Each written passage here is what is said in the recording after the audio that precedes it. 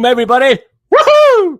OMG. That's all I'm going to say. I feel like I'm slightly not even ready to do this stream. Only because, and I kid you not, folks, 10 to 7, right? I'm sitting down here, getting my notes together for the stream and everything like that. It's all the last minute bits and pieces I like to do. The news, all that kind of stuff. Wife calls me up. You got a power cut down there in the cabino? No, got no power cut down here at all. What's going on? She goes, the lights are on, but we've got no power. Other than that, nothing. And I'm like, that's weird because the internet's still working. Of course, as soon as I did that, it stopped working. No power, no London calling tonight. So this was literally happened, folks. I'm not joking. 40 minutes ago. So anyway, so I run up there and I'm right. All I had to do was go through every single power socket in the house. And I got to the very last one. By this time, it's half an hour. I'm on the phone to Ian. Ian, you might have to start London calling tonight for me because I can't do anything. I've got no internet. And then all of a sudden, we found it. The power to the outside lighting system is causing everything to trip out. Not just the upstairs or the downstairs or anything like that. The whole RCD unit is like a complete wipeout. Anyway, I made it. I'm a bit hot, actually. I'm a bit warm, in all honesty. I really am. Now, if ever I've deserved a thumbs up, this is the stream for it, folks. It really is. So I would appreciate if you do that. And everybody who's going to be on tonight, check out their details. You'll find it all down in the description below. I even had time to just about start a survey as well. What a week. What an evening. I tell you, you go from being quite chilled out to being, well, called into action rather quickly. What can I say? Anyway, it's good to be here. We made it. Let's make the best of it. We're certainly going to be talking about the Avengers tonight. That's for sure. And I've seen it, and it is spectacular. I give you my word on that, folks. It is spectacular. Museum, this is referring to the survey now. The museum and the Avengers Tower both come out in the space of a week from one another. Quite strange in my eyes. I did ask them about that when I was there. I was at an event this week at Leicester Square, their Christmas event. Hence, you might be thinking, Greg, why was you wearing a Christmas jumper this week? That was why. Anyway, so the question being, the museum and the Avengers Tower both come out in the space of a week. Very strange. Will you buy, ? The Natural History Museum, the Avengers Tower, both, or not my thing? Not my thing, 28% at the moment. That's quite high, actually, but totally cool at the same time. Both 22%, but at the height is 31% with the Natural History Museum and the Avengers Tower on 19%. So both 22%. I think that's quite high as well. What can I say? We'll keep that going. If you've just tuned in, do me a favor. Do click on and select your vote. I'm intrigued. I think it's a bit of a mistake to have two massive sets come out so soon to each other. I really do. And I do wish it was January the 1st that the museum was coming out on. I really do, just to kind of spread the cost a bit. But anyway, I mean, it's all right and well, us kind of saying, well, maybe it's, you know, to get the Christmas, the Christmas shoppers and stuff like that. But then the museum, you know, that's completely fair game. I get that. But then they're coming out with the Avengers Tower a week before, actually 6 days before. Just strikes me as a bit odd, a bit peculiar. But anyway, I actually spoke to someone at Lego about that. Some dude in marketing who was there in Leicester Square on Wednesday night, and he said it was just we just wanted to make a bit of a change up. That was the main thing. So not a real answer in fairness, but it was an answer nonetheless. Anyway, we'll talk a little bit about that a little bit later. Like I always say, folks, if you guys want to support the channel, there's a different couple of ways that you can do it. You can either give us a super chat, or you can join the membership, become a bigger, deeper part of the LBB family. I always appreciate that. Send me your pictures. Now, you can be watching this back in the future. It doesn't really matter. Send me your pictures. You can either send them to me instantly on Instagram, i.e. by DMing me, or if you want some higher res pictures, just simply email them to me at londonbridgebricks@gmail.com. Send them any time of the week as well, folks. Just put in the title, pictures for LC, London calling, all that kind of thing, just so I know what it is. Anyway, enough about me and my shenanigans on a Friday evening. Let's say hello to a few of you peeps out there as well. Starting at the top, let's scroll up to the top. We got Minark. He's saying, "Hey Liz, good to see you." Liz obviously is out there as well. Hey, she's saying, "Hey Liz, how you doing? Hope it was well with you." Amazing with the running this week as well. Or was that last week? Anyway, either way, it's an amazing thing as well. You look like you've done a few miles as well. Bricklink is out there as well. She's actually going to be on the panel tonight, which is really exciting. Good evening, everyone. What are we waiting for? Waiting for the power to build up. And also as well, the router, I got quite a decent connection plugged into the internet. And that takes about 15 minutes to come up, folks. It really does. Andrew, hello, Greg. Happy Friday. Great to see you, dude. Brick and Brood's out there as well. He's, of course, going to be on the panel tonight. 2K Foles out there. Evening all, they're saying. Macro Bricks. Happy Friday from work to Hardland. Good to see you, dude. Hope all is good with you. And just so you know as well, folks, tomorrow I'm going to be doing a members live stream as well, which is pretty exciting. London Underground. It's called, which I'm always happy to do. So I'm looking forward to showing you guys what I've got coming up in the pipeline on that one. Actually, it's going to be a bit of a God. I must have. I'm not joking. About 20 Bricklink orders that have arrived over the last month or so, maybe even 2 months. And well, quite frankly, I'll kind of remind myself why I got them and what's going to be coming up. So that's going to be exciting. But anyway, good to see you guys. Danny Dyer's out there as well. Good to see you, Danny Dyer. Hope all is well with you and the kids, just saying. Johnny Builds, howdy all. Good to see you, Johnny Builds. Right, and Polar Bricks is out there as well. He goes, won't be online tonight, but he just dropping in an early like, which is very cool. And he'll see me tomorrow in the members stream as well. Anyway, let's get scrolling down. Doctor Who's coming as well, folks. Can't wait for that. Ryan Taggart's out there. Ryan, he sent me quite an exciting email this week, Ryan. If you know Ryan, you know Ryan. Ryan, I'm looking forward to reading that tomorrow and feeding back to you. Well, from what I've seen so far, it's jolly exciting. But anyway, all in good time, my friends. Clammy Greg, yeah, that's how I feel. Honestly, I don't want to be wearing this top. I'm baking. And it's only about 5 degrees outside in the Cabino. But anyway, we made it. What can I say? Minark. It goes LC197. So many reveals to the panel and chat. Indeed, this is going to be a night of revelations. What can I say? Well, I'll tell you what I can say. On that note, this is for you, Minark. And cue the coffee break. Automatic pilot. Automatic pilot. There it is.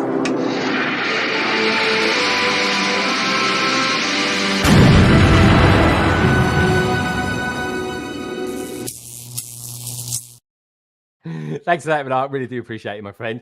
We also got out there as well. We've got the Minifig Who. Gaz, great to see you as well. Of course, I'm getting a bit excited, isn't it, with the old Doctor Who stuff. Orcas are mammals. They are indeed, actually, especially when they wear little hats like that. I like that. King O. King Olnov says, time for Greg to buy the party hat for the 200th episode. I heard it's sold out. I think, do you know what? I may have something in the pipeline for that as well. Anyway, Minark, thank you so much. £10. That's super generous. I appreciate that. And for the fact that it's super generous, Minark, this is for you.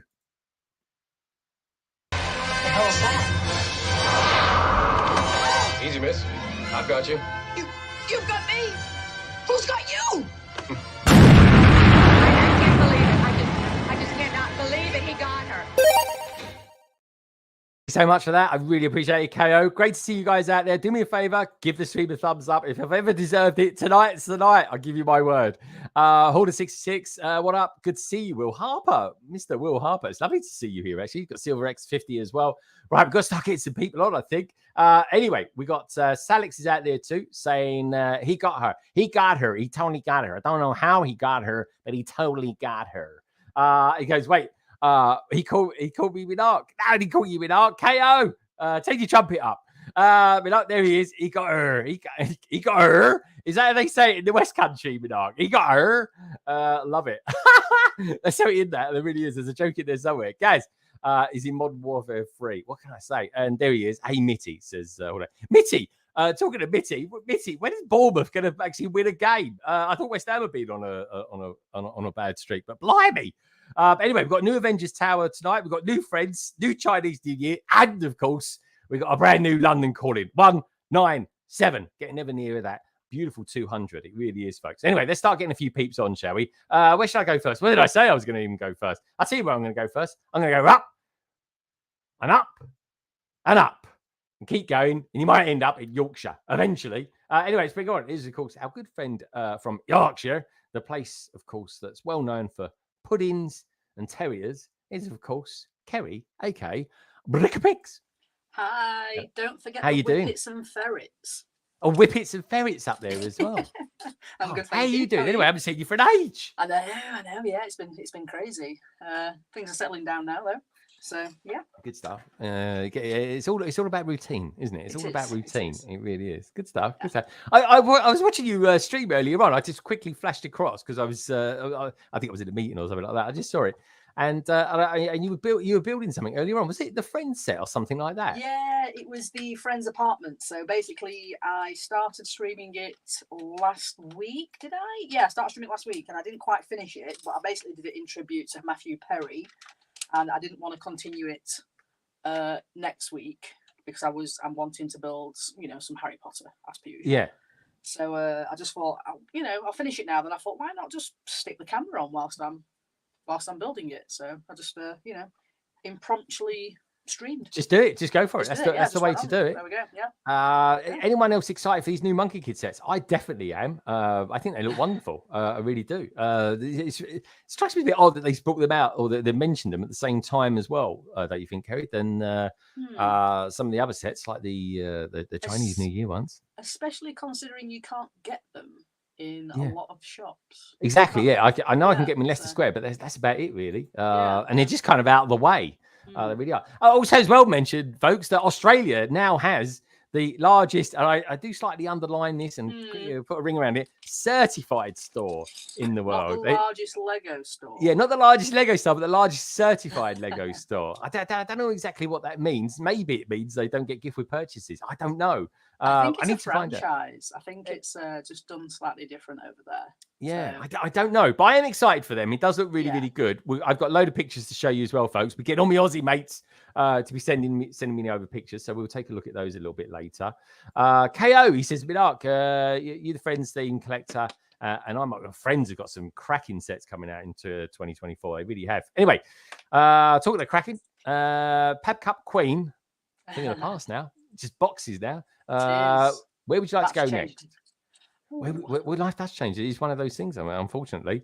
And that's not all good change as well. That is not all good change. There's some dodge things about that, i.e. you can't use the old cups. Strikes me a bit odd, that. There you go. Until January, but... all right. Yeah. 4 weeks, 6 weeks tops, and that's that. Anyway, where would you like to go next? We've got somewhere in Canada.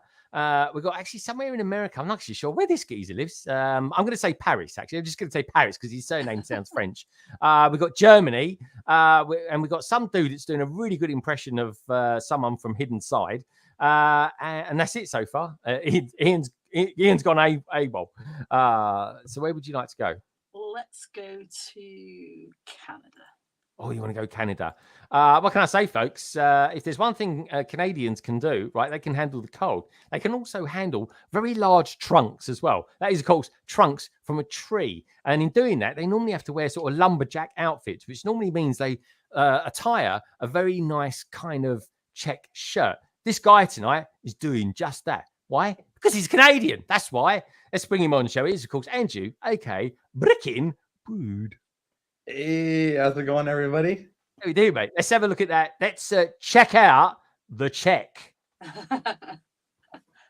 That's nice, isn't it? Very nice.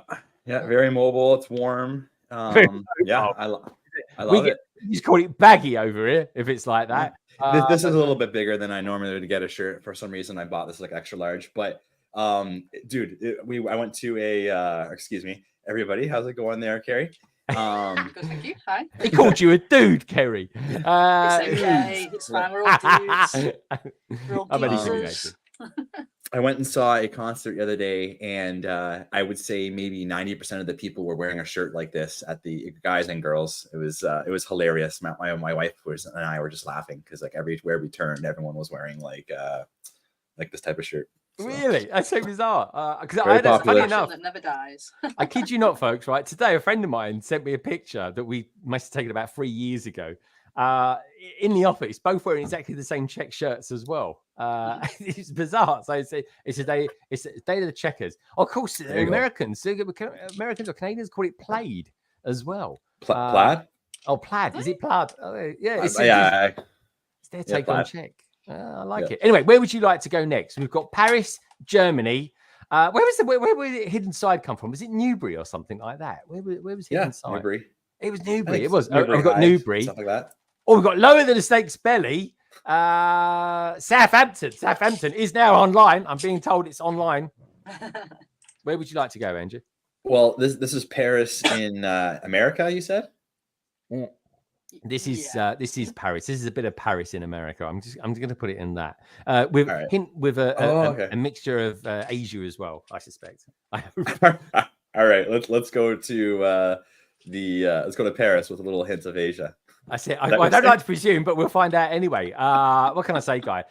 This guy has got a wonderful voice. I'm going to be on his channel one day soon. We keep trying. We really do. This time last week, I had my tooth extracted. The funny thing, if you look closely, all this area of my cheek is actually green. It's light green because the bruise, for some reason, decided to come out today. It's bizarre. But anyway, let's bring him on, shall we? This guy is anything but that. He's been a little bit unwell recently, but he's getting better. The voice is coming back, folks. The voice is coming back. And with that is my love for this guy. It is, of course, more and more. Hello, everyone. Hey, there it is. Hi. Hello. Thanks for having me. Good to see you all. It's great to see you, man. Yeah, I was thank you. worried. I was worried because I was watching a video. I watched a 2-hour video of yours the other day. Yeah. Explaining what you've been up to, where you've been. And I didn't realize you just had not been very well at all. Yeah. I was. I went. This was my choice. I went to a convention and saw some amazing people, but then, of course, I caught COVID, and so it knocked me out for a good couple weeks. I'm pretty much back. There's a slight cough, as I was telling you before we went live, but otherwise, I'm good. I'm here. I can't wait to talk about the Avengers Tower. So, dude, honestly, I've got to ask: has anyone yet on the panel seen it in real life? Because it's pretty hot off the press. I've got to be honest. No, not I yet. haven't seen it. I've seen it. It's so big. It actually dwarfs this is the most weirdest thing. We've got the biggest ever modular that's out, and it looks tiny when it's next to the Avengers Tower. That's awesome. It just like the Avengers Tower is just so big, and some of the figs that come with it, i.e., the Vision, just looks amazing. It really does. More and more. It's great to see you. Where would you like to go next, my friend? We've got Germany, we've got Newbury, or we've got Southampton. Let's go Germany. I'm gonna go Germany. How can I describe this beautiful lady, folks? She is meine liebe Schön. She really is. And if you're German, you kind of know what it means. And on that beautiful note, let's bring her on, shall we? Is of course the wonderful Nicole, otherwise known to you lot out there in the social media world as Lady McBrick. Hello, you. Guten Abend, Guten Abend. meine Damen und Herren. Oh, I love it. I love it when you talk in German. Lady McBrick. I really do. Oh, it sounds a bit naughty. Talk German to me. It does talk German to me, yeah. Softly though, because Germans can be a bit harsh. It can be a bit harsh sometimes. But yeah, no, it's nice. It's nice. It's great to see you. How you doing? Do you ever stop building? Because I've not seen you stop build. Like every day, you just seem to be putting out new things on Instagram. Although at the moment I'm cheating. I bought a BlueBricks advent calendar, and I bought 2 Lego advent calendars, and I wanted to keep them separate because I thought that if I would post about it in December and mix it up, it would totally lead to confusion. This is a very Nicole maneuver. This is. I like it. Is that why we're getting all these little spaceships? Is that what it is? Yeah, that's an advent calendar. Oh, BlueBricks, man. How did they get the license to Star Trek and not Lego? I don't know. It's bizarre. It's bonkers, but there we go. Although when you look at the ships, especially the middle size and the big ones, if you look at the printing, I am very, very grateful that BlueBricks got it because they have pristine, precise printing. If you compare it to Gringotts, which is a sticker, Yeah. It's really precise. Oh, come on, say one bad sticker. I mean, but the museum's hardly. It's got zero actually. They've actually put I was just the funny thing was when they said the museum's coming out and we saw the pictures for it and everything like that. First thing I did was look at the word museum just to make sure they hadn't stuck it over several stickers. But anyway, we'll talk a little bit more about that in a minute. Where would you like to go next? We have got Southampton, or we've got Newbury because some dude is definitely going cosplay tonight in Hidden Side outfit. So where would you like to go? Southampton. I'm so cold. We need to go south. Oh, I tried to big up Newbury there, but it didn't work. Anyway, this guy, folks, I'm not joking, right? He had to put his kids to sleep and everything tonight. And I'm texting him. I'm saying, dude, I'm so sorry. I'm having a power cut here. Can you save the day? And he was there ready to save the day. Anyway, let's bring him on, shall we? Is of course Ian, who is actually one of the Brickbots. Hey, how you doing? Hey, how's it going? All right, man. How you doing? You're on your lonesome tonight. I am, yes, yeah. Oh, what can I say? You can build what you like while the cat's away. The mice will play. Yeah. No, I'll get in trouble for building stuff. All right, well, that's fair enough. That's fair enough. Anyway, we're all right. We'll have you chatting away tonight like a trooper. So this means, folks. And Ian, you are not even in sitting in Kara's chair. What happened? Well, that's because Kara's chair is broken. So I don't it randomly sinks. Oh, so, does it? Have you never noticed that sometimes during the swing, Carrie will just slowly descend? What can I say? Yeah, solo bod. I like that. The solo bod. Ian's unleashed. I'm liking that as well. Ian, so by default then, we're going to go to a place. We're going to call it, I don't know where this guy lives. It's somewhere in America. I think it's actually Texas, if I remember correctly. Yes, the last time Texas. He's in Texas. There we go. More and more. Whereabouts in America are you? Oregon. Okay, Ian, look that up for me. Let me know what it is in the chat. Sounds like a biscuit. Top, middle, but I still know. Is it anywhere? Is it St. Louis? Is that anywhere near St. Louis? I always say St. Louis more and more because it's north of California. More California. It's the Pacific Northwest. Pacific Northwest. Oh, okay, blimey, you're proper West Coasty then. You heard of Brick Cascades? All right. Yes, I'll be heading there next year.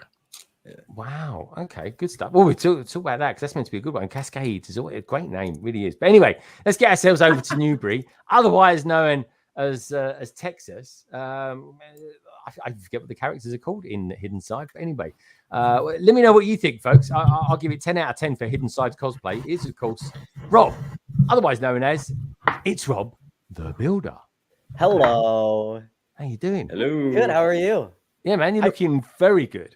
I gotta give a huge kudos because if you've ever hosted a podcast and you're late, you know the feeling of rushing, and then you get on and you're all over the place. So you're doing an awesome job with the power outage. I pretty much all over the place is kind of my vibe, to be honest. Anyway, it really is. Yeah. But yeah, no, dude, I appreciate it. I really do. We got 7 of us on tonight, which is nice. It's always a nice number. It really is. And so we can start. Well, let's go around. Let's talk about each other, see what we've been up to this week. Rob, have you done any running? Have you done any Lego this week? Tell us what you've been up to, my friend. Lots of running this week. Training starting to ramp up. I've got a 20-miler on Sunday. So I've recruited some other Lego friends, the Bricklayers, to pace me through the last 5 miles. They're going to join for the last 5 and make sure I'm up to pace. So lots of running this week. It'll probably be over 30 miles, maybe pushing 35 miles this week. And then I'm working on the world map right now. So, yeah. I think you got that before. I think he was working on it. I remember sometime, maybe it was on one of your live streams or a stream or something I saw. Yeah, I've been working on it on Twitch. I got it, when did I get it? For double insider points. Almost said VIP points. Double insider I remember the video now. How many takes did that take? So many. I said double VIP points so many times. It's probably going to take me 2 years to I reckon it will until the VIP is kind of gone for good. Yeah. we'll still be calling it double VIP, double For sure. insiders. I mean, it just sounds Why wrong. does it? Yeah. It doesn't. If his carrier was here, she'd be laughing their head off. I was just saying yeah. like double points because it's easier, I guess, than double insider points. I don't know. Yeah. I don't know. Yeah, I mean, there's some strange connotations. I mean, Yeah. marketing people might think, oh, do you know what? It does actually sound a bit weird when you say it like that. You know, it would fly over kids' heads, but otherwise, adults will be thinking, hey, Yep. they go to a Lego store expecting a double insider. They might be, how can I put it, disappointed. Just saying. But anyway, on that note, let's go north. Let's go very north up to Canada. Let's just, I say very north. It's only just left of the UK. Andrew, he's shaking his head there, thinking, "What the heck am I doing here?" I was just doing some sorting here. I was a little behind on the joke there, and I was just. I guess I don't have maybe as a dirty a mind as you, maybe, but the double insider points. You Canadians, when Canadians get snowed in, they can be very imaginative. I tell you. What do you? Let's have a look at. Let's see what you're actually sorting at the moment, then, dude. Oh, I got a bunch of trans blue parts that I got in from the Lego store or the Lego. Actually, this might have come all the way from like Denmark or wherever their places in Europe. Took a while. Pick-a-bricks. You got a load of pick-a-brick stuff, yeah? Yeah, a load of pick-a-bricks here, and so I'm just kind of going through my trans clear drawer here, making sure everything's coming out of Breaking Bad. That is what you got in there. Yeah, I know, totally. Look. But I wouldn't melt in his mouth. Just saying. No, jeez. All right, nice. Just saying. All right, good stuff. Anyway, you're looking very dapper, looking very well. A nice bit of play. Thank you very much. Made a big purchase today, so I had to dress good. What did you get? What did you get? My wife upgrade. Well, I made the purchase. Well, it was a purchase we made together, I guess. But my wife is a videographer, and so she got a new Apple computer. So I'll be getting her old one. So I'll be on a nice Mac next time, maybe next week, I guess, when we're doing our next stream. Yeah. And so I'm looking forward to getting that in my hands. But she's got her upgrade there. So nice. Did she get the new one? There's a new one that's just come out, isn't it, this week? Yeah, I don't know if it's this week, the one that we got, but it's the Mac Studio, or no, not Mac Studio, Apple Studio, I think it's called. Oh, nice. Okay. It's like a box. You have to, it's just like a box basically. Either way, folks, it would have been blooming expensive. So you're getting a decent upgrade anyway. Just getting that. Nice one. Good stuff. All right, let's go in. Let's go south and then turn left towards the Pacific a little bit more. To more and more, of course. More and more. We've talked about you've been recently diseased, but you're getting better. When I was listening to your stream, and there's certain people I just love listening to ages for, because like you're one of them. DuckBricks is definitely one of them. Everything he does, he just I don't think he's heard of the term edit in his life. But you mentioned you might do less Lego builds or something like that. Yeah, I mean, I'll still be doing Lego. This was in context of the streams themselves. So I mean, I'm not going to stop doing Lego. I love it so much. But in terms of the shows, actually, and we talked a little bit about this last time I was on. I host a podcast. You're invited to be on it whenever we can make the times work. And so for my growth as a creator, is there will be more talk shows on my Twitch channel as well as YouTube channel, and there will be a lot of Lego related shows. It's just there won't be Lego building on my streams as much. So I'm just kind of doing a slight shift into the things that people really enjoy about the content that I already make. So some exciting things ahead. But yeah, I'll still be building Lego, just not as much on stream directly. But I'll be talking about it a lot more.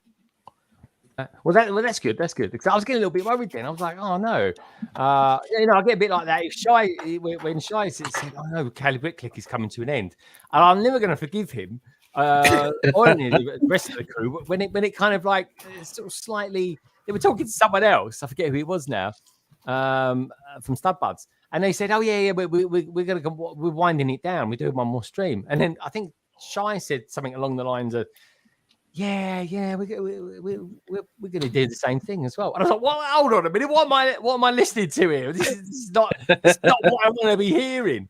And so that's it. But yeah, it feels weird. And don't worry, folks, got London Calling 200 coming up. December the 1st. I thought it was going to be December the 7th, the way tonight was going to be going. So anyway, we'll at the moment, folks, I'm not going anywhere. So you're stuck with me on a Friday night still. You really are. Good stuff, Amor. Great to know that you're around. And dude, like I say, we're in discussion at the moment for me coming on, folks. I was going to be on last Saturday, no problem. Hour was better for us because our clocks changed, yours hadn't. We were nearer to you. Everything was good except I had to have my blooming teeth extracted or tooth extracted last week. Oh, that did hurt. I tell you, it really did hurt. Only up till last night was the first time I slept on my right side. Just in case anyone's ever wondered, sleeping on my right side is my preferred side, in case anyone knows. Kerry's sitting there going, "Oh, noted." Stuff like that. I'm trying to figure out which is the right side. I sleep on my left. Just so you're You sleep on your left? Well, yeah, I do other things on my left, but anyway, predominantly on the right side. The references. I don't know, man. That's all your dirty minds out there. I don't think so. But anyway, Nicole, on that bombshell, Nicole, what side do you tend to sleep on, and what have you been up Lego wise this week as well? I'm a lefty as well. Oh, you're a lefty as well. Good stuff. Yeah. And as for Lego, I finally not Lego, legal. Yeah, Lego. legal. The German sign. I bought finally the Ghost ship. I wanted the Galileo set, and that's why I finally bought the Ghost. The Ghost. Oh, the Ghost, as in the spaceship, not the sailing barge. Right. Oh, No. Yeah. The Star Trek Ghost. Oh, okay. Trek. No, Star Star Wars. Oh my. And what's that got to do with Galileo? I don't know. But that's anyway. the German logic. The one with the lightsabers. Honestly, yeah, the one with the lightsabers. There we go. The Star Battle one. Yeah, that's it. Nice. With the guys and the ropes. So, have you started building it yet? No, not yet. I have the gunship as well, and I wanted to start building it, and I wasn't able to decide. Okay. Gunship, Ghost, what to start first. I don't know. But maybe we'll chat about that on the member stream tomorrow. We could do a little survey maybe and just ask people what they want, what they think you should build. I got the gunship as well, actually. I'll get around to building it one day. Everything Star Wars comes out with at the moment is red. It's bizarre, but it's true. All right, good stuff. And live long and prosper. Enjoy your Star Wars. Kerry, this come up to you. I'm liking the burgundy as well. It's nice. It looks nice and even on here tonight. It really does. I'm loving it. So how's things for you? And what do you think of the Friends set? And I can't believe you haven't got Central Perk already. Oh, I have got Central Perk. Central Perk's. So I bought it brand new when it first came out. Central Perk. It's in my glass cabinet. I just bought a second. Well, a friend messaged me and went, "Is this any use to you? It's going for £20 up near where I live." And I was like, £20? Okay, yeah. And it said basically there's some bits missing, and the only thing that I can see that's missing is Joey's pizza slice and Chandler's laptop. So okay. Quite a bargain. £20. Yeah, that is a bargain. Well, the figures alone are probably worth that now. Yeah, exactly. So, yeah. Oh yeah. So you rebuilt it. You built another one. So I got it initially, and that's been on display in my glass cabinet. Because it's Lego ideas, and you love your Lego ideas, don't you? And that just came like that. I have to deconstruct that because it's filthy. So I've got to basically wash it. But yeah, so it just arrived in the box like that. Took it out and took a picture, popped it on Instagram, and that was, Bob's your uncle. Not the other one. Something your aunt. Yes. That's it. Yeah. Well, in America, that your aunt thing is actually a piece of clothing one can wear, but it comes in a sort of a bag form. But yeah, all right, good stuff. It's good to have you back. Nice to see you here. Titanium J is out there as well. He says, "Happy Friday, everyone," and gives it a big old boom as well. Good to see you as well, Titanium. Hope all is good with you. I put quite a cool picture out of him earlier on as well. He sent it in last week, and that's the thing, folks. It's completely random what pictures I do choose. They've just got to work with each other. But again, you guys kindly send them in to me, so I like to kind of show them off as well, so everyone gets a kind of shout out. And and a bit more love on Instagram, which is what it's all about. Now, talking about what's it all about, Ian probably thinks to himself this every day of his life. He does, especially when it comes to Lego. So, Ian, you're actually not going to build anything tonight then? No. So, because of your power cut, I'm actually connected via Carrie's laptop because that gives me control, which means it's freed up my laptop. So I might do a bit of studio work. Got a couple of projects working on that. So, yeah. Oh, you actually use Studio as well. Does anyone else on the panel use Studio? No. I have used it before, but not regularly. Oh, okay. And what about you? Once. Yeah. What about in the chat, guys? In the chat, tell me, do you use it? Just put a Y or a Y for yes or an N for no. I haven't used it. Ian, how do you find using it? Do you find it quite a useful thing? You get used to it. Moving stuff around on it is a bit awkward, and aligning stuff can be painful. Some of the worst things to do in it is if you're trying to do anything with flexible parts. So, like, I was at one point doing like the inside of a ballroom and had like a large curved pipe that ran around the side and had curtains hanging down from it. And trying to do that, it's an absolute nightmare. But you know, if you're just in simple builds, then it's fine, and you get used to it. Yeah, there's a bit of a learning curve for sure. I've tried it and I didn't get very far. I kind of was just like, you know what, I'll just build with what I have and not worry about it. But I haven't found one, and I don't know if you guys know of one. That'd be great. Like some sort of tutorial to use. Like I think they have a little bit of a tutorial on the website, but like, is that the best place to like learn how to do Studio, or is it just hands-on? Boone, who's been on here before, he has done some tuitions, and of course now he's a Lego designer as well as being on season 1 of Lego Masters. But he's definitely done some tutorials on it, so that's definitely worth checking out. Okay. Yeah, I definitely do that. What about you, Mr. Flying Solo up there? Ian, do you just pick it up and play with it, or do you actually learn? Because I'm actually, just so you guys know, I'm a patron to JANGBricks, and so I kind of get to chill out with him on a Saturday morning.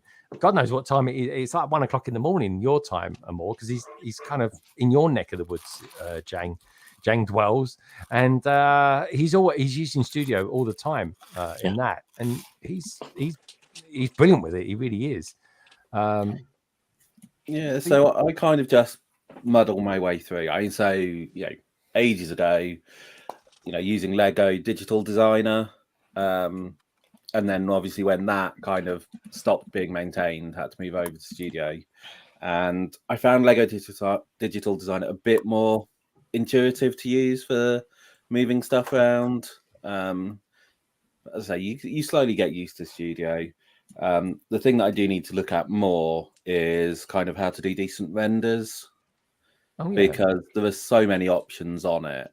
So trying to work out exactly what you want can take a while, and you can just play with it and try it. But when you're doing the really highly detailed ones, you're looking at 5 hours for a render. 5 hours? Yeah. Go to work. Just put it on before you go to work or something like that. Yeah, but so that means you can't just tweak a value, do a render, see how it compares, kind of thing. Yeah, you have to really think about what you're doing with it. Wow, does it look quite good? I mean, I see some of these videos online, like on Instagram and that, and they look like they're sort of the bricks are falling out of the sky and then creating it. Is that Studio that does that, or am I? Is that some sort of strange CGI? That's some CGI going on.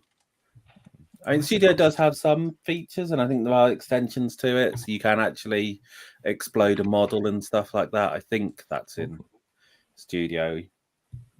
Oh, okay. Rick Brickham, he uses Studio. He uses Studio a lot. Sorry, and the lighting that he does on it, like the rendered stuff that he shares, is amazing. He's got an Alien, the movie Alien thing going on with Brickheads, and he had this one where it had the like, I don't know, whatever the little face hugger things are. They're like in some face huggers. I think that's what they're called. Face huggers, suckers, or something like that.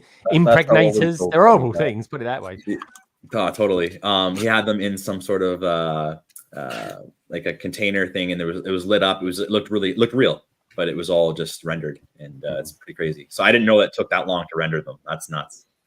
I didn't know that. It probably take 5 minutes on a Mac. I mean, you can do it. You can do quick renders in a few minutes, kind of thing. But then, it will look similar quality to what you get in like a Lego instructions book. Okay. As soon as you want to add in like proper shadows, reflections, and stuff like that, that's when it starts to take a long time. Okay, interesting. All right, that's interesting. Out in the chat saying this. Johnny's saying, studio works pretty well, but I'm still super novice. I tend to do better just starting to build. A lot of people do. I before I come up with an idea, not that I really mock or anything like that, folks, but I tend to like draw it, and then at least I've then got a plan of what it is. You kind of get it out of your head onto that. Maybe I'll just draw it and then maybe do something in studio. But studio, I love to do it because it's like how to be an AFOL but not spend any money being an AFOL. Because like I always say, being an AFOL in my eyes is kind of like it's a frame of mind to me. It really is. It's not because you buy Lego and all that sort of thing. It's talking about it, being a part of the community. You don't have to buy the stuff. You can just do. There's so many different layers, isn't there, Rob, to being an AFOL and stuff like that.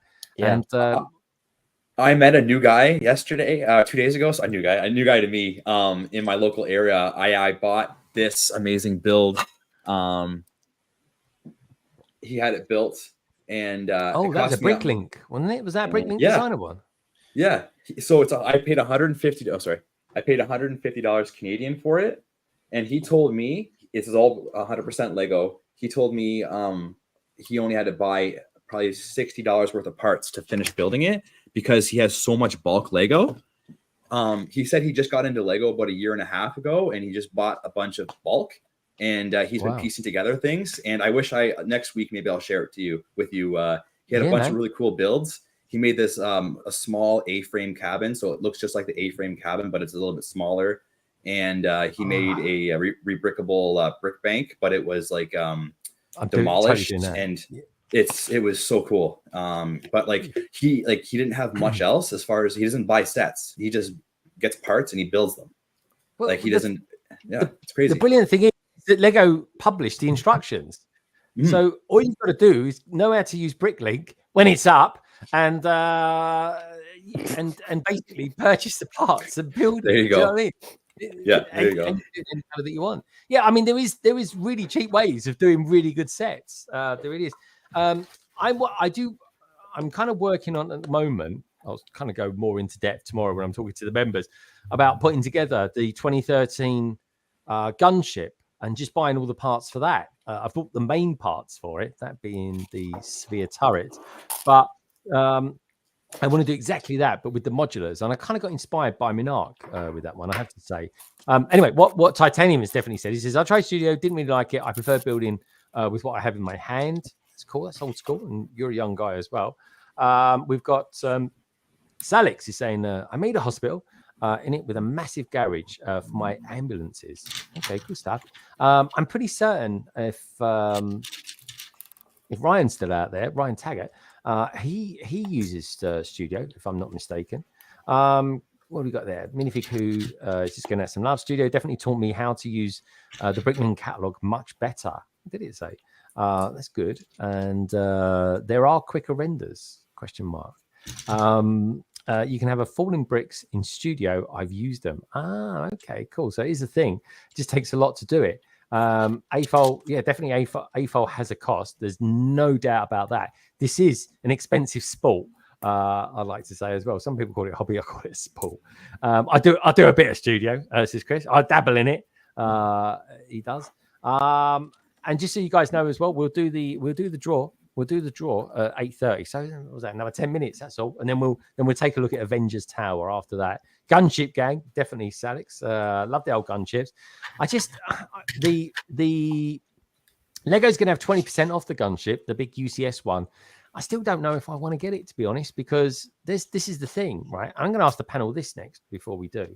I'm intrigued to know, right, if anyone on the panel is going to get both sets, because they come out within 6 days of each other. Now, let's give ourselves a month. Would we buy them within a month? I can't, as a concept, almost all my mocks are in studio. Silver X50. Silver, if anyone ever wants to send me any pictures of their studio stuff that they've got, please do that. And I'll show some off next week, which would be awesome to see. Jake says, you make your ways, Mark. Oh, there he is. Macro Bricks, same here. And he also says, hey, mate, as well. So Macro saying, I'd rather build with physical brick, but that's just me. I don't like building at screen so much as I build. Yeah, I totally get that. I get both sides of the argument, and there's no right or wrong way. There really isn't. Panel question for everyone on the panel then. What is so we've got 2 massive sets coming up, which, you know, you might as well kiss goodbye to £1,000. Let's be fair. Let's be honest. Certainly in UK, it's definitely going to be the best part of 750 Canadian dollars. Definitely got to be around the 1,000 mark. What do we think? Actually, I'll start with you, Andrew. Considering you're Canadian, you always the figures always seem to be high for you guys. What are you going to do? You're going to buy one of them, both of them, or neither of them? I'll be buying both of them most likely. Well, for sure the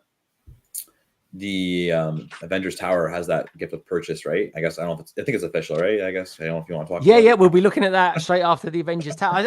Also, what I want to do is look at some of the old Avengers Towers that have sort of come in the past as well.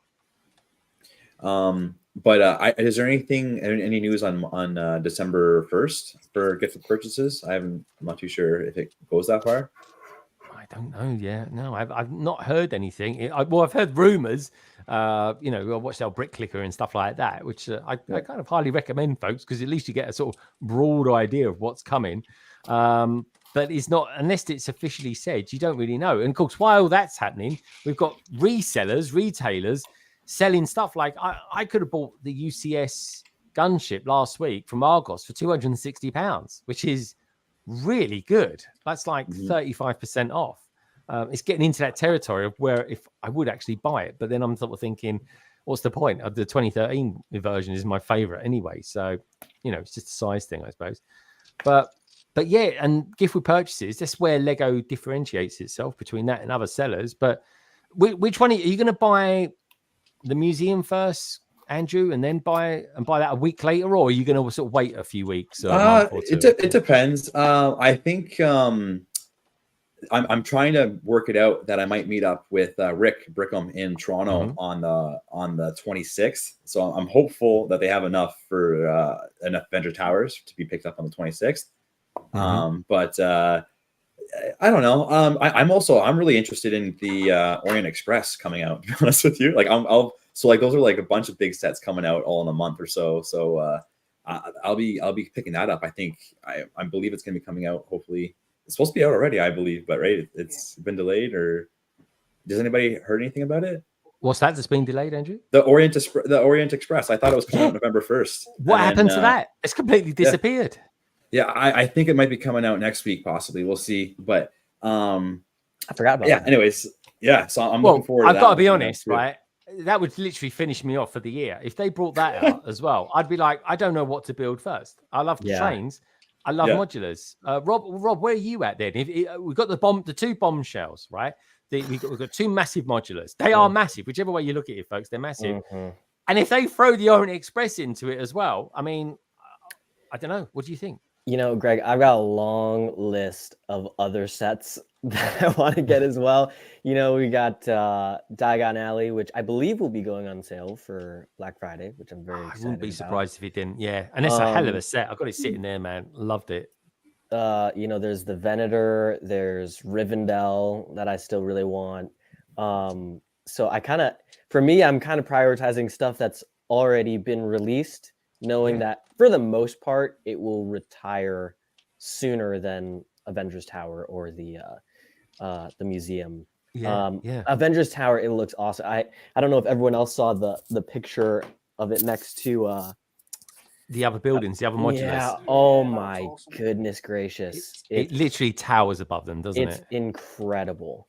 It's awesome. Yeah, it's huge. So I'm excited to see it in person. I don't think that it will be added to my collection for a bit of time, but I'm okay with that. I'm okay with it. It is literally gorgeous. Like it's massive. Like I say, just imagine the museum is big. It's a big modular, yeah, but it looks tiny compared to the tower, and it's bizarre because the tower doesn't even look like it's on a 32 by 32 plate. It looks like it's on a 48 by 48 plate, Yeah. because it's so tall. But they kind of got the shape just about right, I think. Is it a 32 by 32 plate? It's a 32 by 32 plate. Yeah. Wow. Yeah, it definitely looks at least like longer or Yeah. wider, I should say. Yeah. Yeah. But it is different because I think the original building, it kind of goes up first, and then the tower kind of starts on top of it. So they've done away with that. So there are still ways of mocking it. There are going to be ways. Yeah. I might even. Here's the thing, folks. This could be an idea. Don't put it on a 32 by 32 mils, right? Put it on a 48 by 48 mils. Might do that. Could even do that. Don't know. We will have to wait and see. But someone else might do it. But at the very least, it'll be going on a 32. I've already got my mills plate set up for the museum. That's ready to rock and roll. That is. I've just got to buy the set on December the 1st. And I'm definitely getting that. If I do get the Avengers Tower, I will get it on the day it comes out, folks, because I want that gift we purchased. But it will be a Christmas present, so I won't be opening it until Christmas Day. And then I'm going to go on. I'm going to do a thing. I'm going to do a thing where I do a trio of Marvel builds. Anyway, Rob, what was you going to say? What's the gift with purchase? The gift we purchase is a taxi. Doesn't sound very much. We'll take a look at it in a minute because I've got some good pictures of it to show. Let's definitely do that. And they are kind of official-ish pictures as well, folks, because we can talk about rumors, folks, but I never show pictures of them. Hey, one big stuff. Good to see you, dude. And yeah, he's a fan of Diagon Alley as well as of course Gringotts. How about anyone else? Lady McBrick, you're always flaunting Lego stuff. Are you gonna get one of them, both of them, or neither of them? Definitely both of them. Not sure if right away. I will get one set, definitely right away for my Christmas build, either the museum or the tower. If I get both, depends on Black Friday. At the moment, I only have Ninjago markets that I really, really want, and that is open.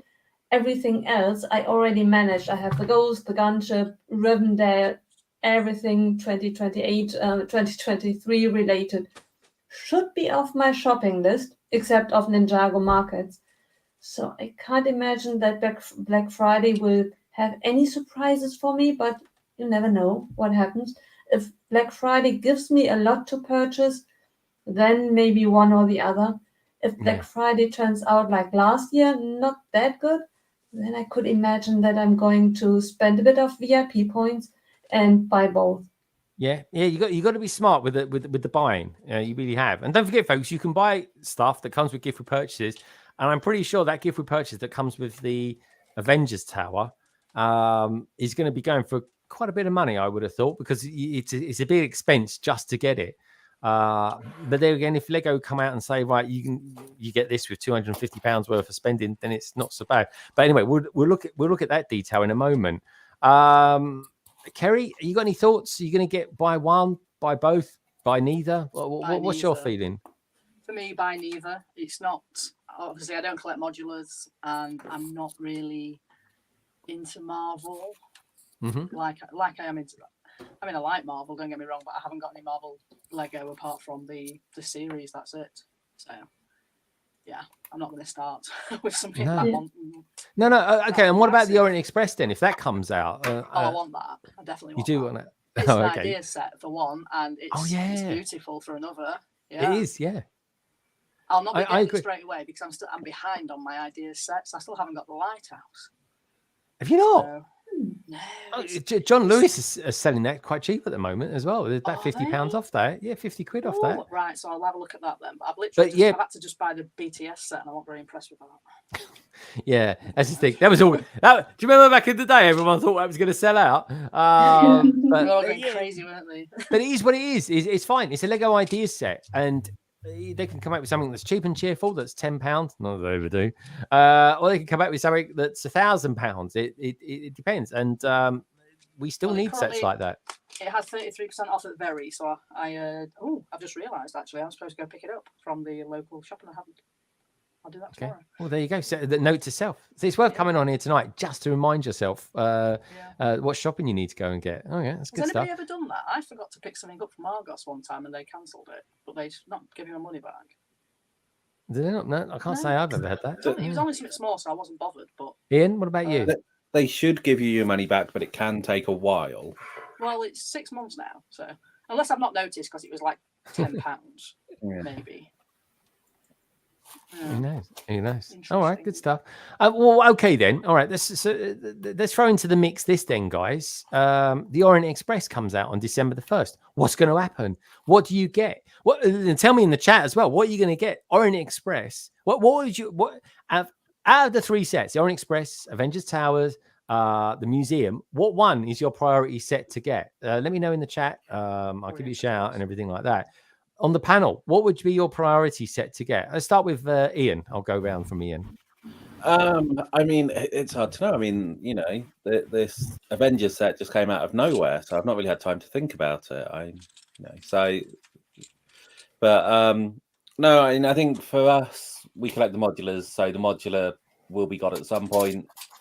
We probably won't get the Avengers Tower, the Orient Express. I really liked the submission. I'm less keen on the actual model. Right. Yeah. Is that because the engine is smaller and you didn't want it just looks carriage too short? That the engine just needs to be, you know, about 4 studs longer, I would say, to make it decent. Yeah. But I mean, so we're not going to get any day one.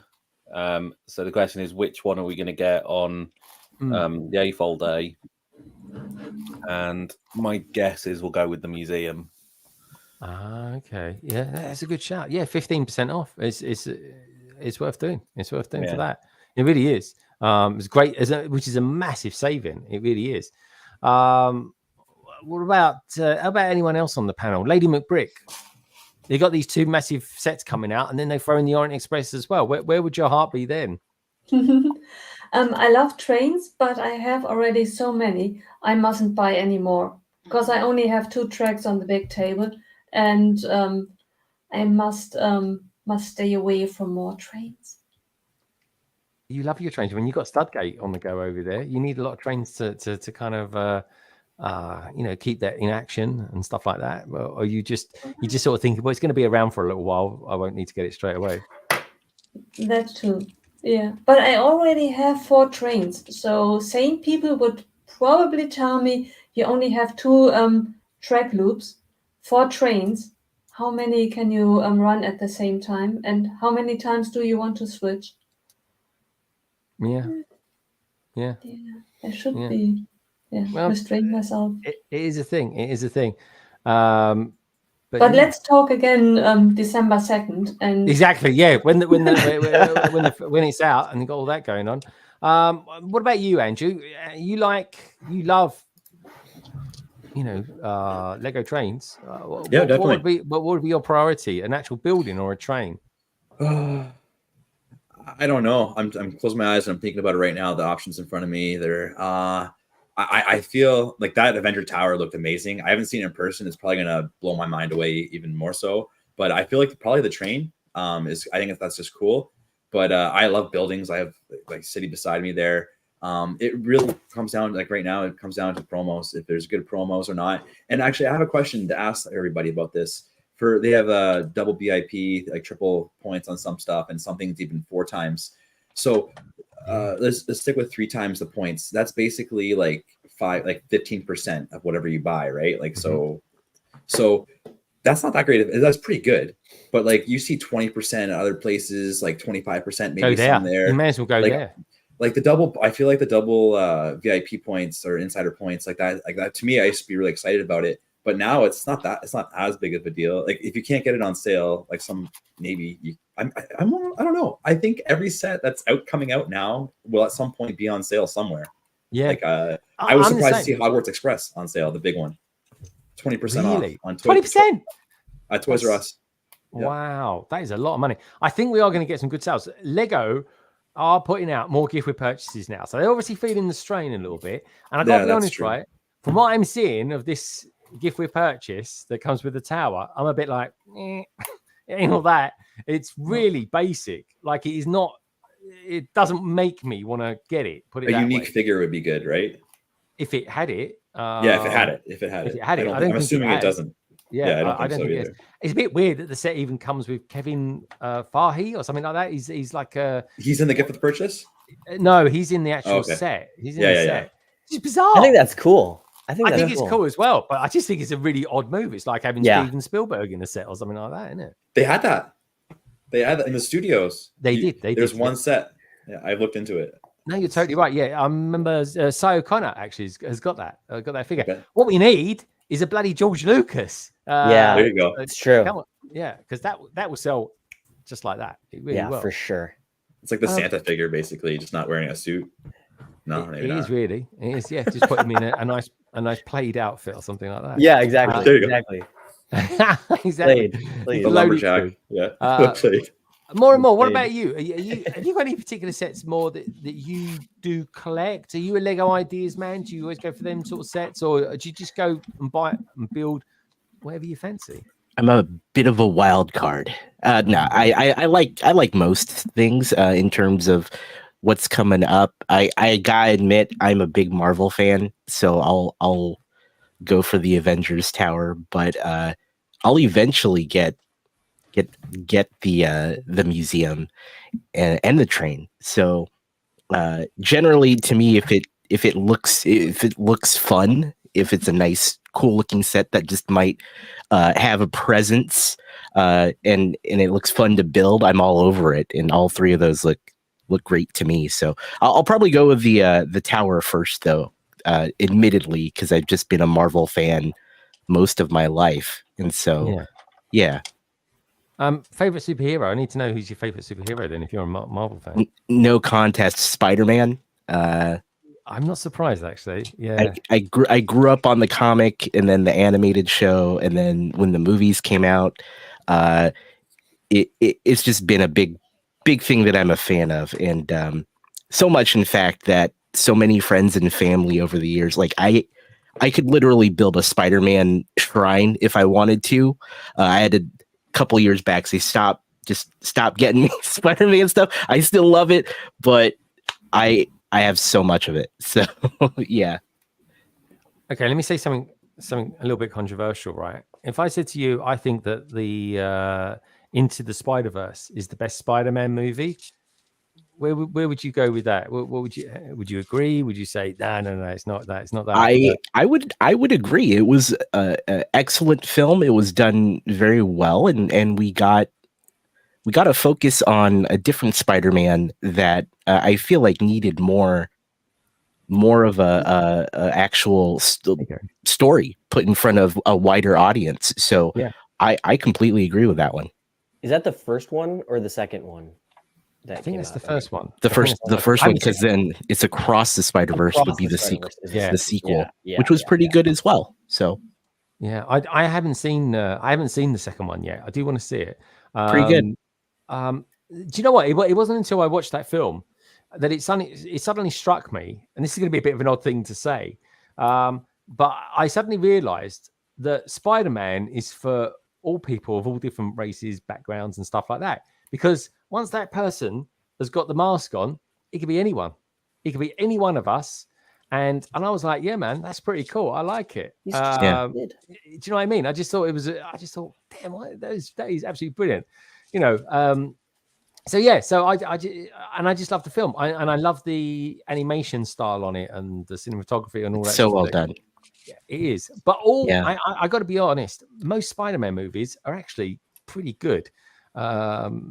You know, so I mean, you watch some of that 70s Spider-Man. Sometimes I watch that just for a laugh, and it's so slow, and you sort of think, geez, yeah, that's just the way it was back then. It really is. It was. The brilliant Jesse is saying, it says, I don't need Avengers Tower. I mocked it 8 years ago. That is a thing, dude. You've got the skills. Jesse, send me some pictures of that. I'd love to see that and show it off. If I can't show it off this week, next week, but do send me some pictures of it. I'd like to see what you did for it, especially the bottom section of it as well. We have actually got official pictures now of the gift we purchased for it, It really isn't anything special at all, folks. It's pretty. Basically, anyone could have come up with this set, but we'll have a look at that in a minute. In fact, we'll start backwards with that. We will. So, anyone else on the panel thinking that they will? Because it's only when I say the AFOL day, what day is the next AFOL day in December, Ian? I don't think it's been confirmed yet. Okay, that's interesting. So they're letting us hold on. I think this is why they're doing it with the Orient Express as well. Maybe that's their thinking behind it. Is that they don't want to let us know too much too soon. Which again still strikes me odd as to why the modular is not coming out on January the 1st.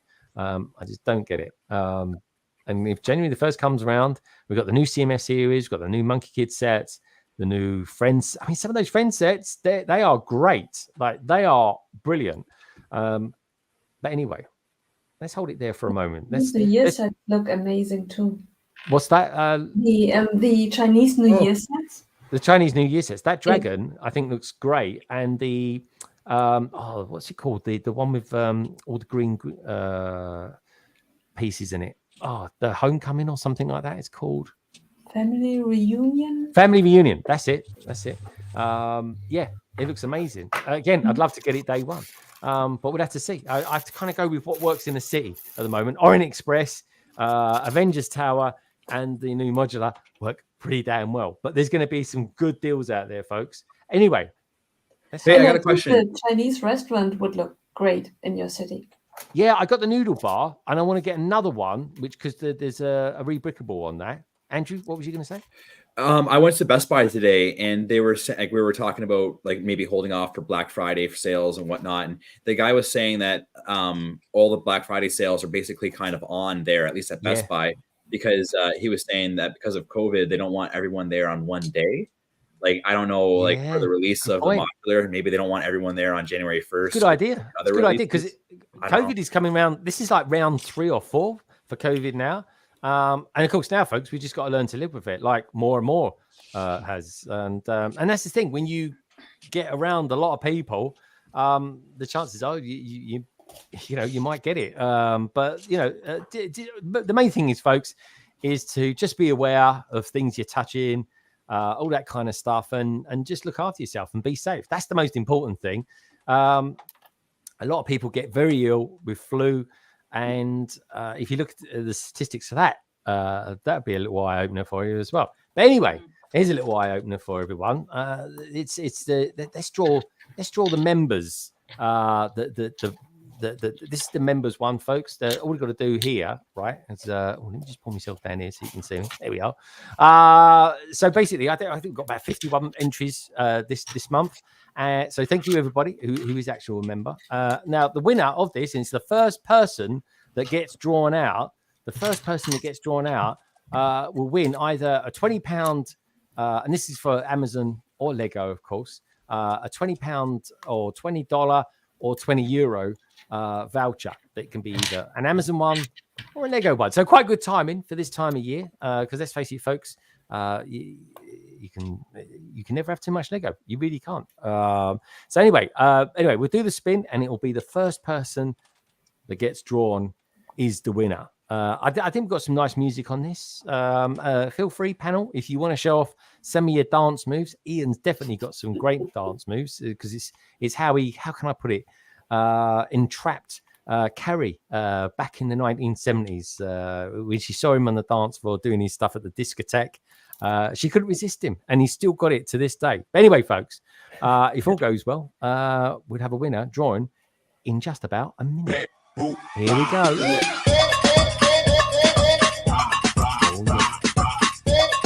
Who's it going to be? Is it going to be a Mega Man? Is it going to be Amberline? Is it going to be JANGBricks and figures? Is it going to be the brightest Switch Bricks? Is it going to be Brick Driver? Is it going to be Delicious Food, Coke Bricks, Mr. Blue, Minart, Mitty, Big Wheels, the Bricketeer? It's going to be Gaza, aka the Music, the Brick Larrikin. Oh, it's slow it up. Could be Trevor's videos, 2K Foles. Well, it's not Jesse, it's not Johnny, it's not Lester, it's not Macro. What is it, Sandy? Is it Minart? Is it Minart? Is it Blue? Oh, no, it's one Pink Wheels? Is he going to be Polar? Polar Bricks is... Oh, it's Pink Wheels. Pink Wheels is the winner.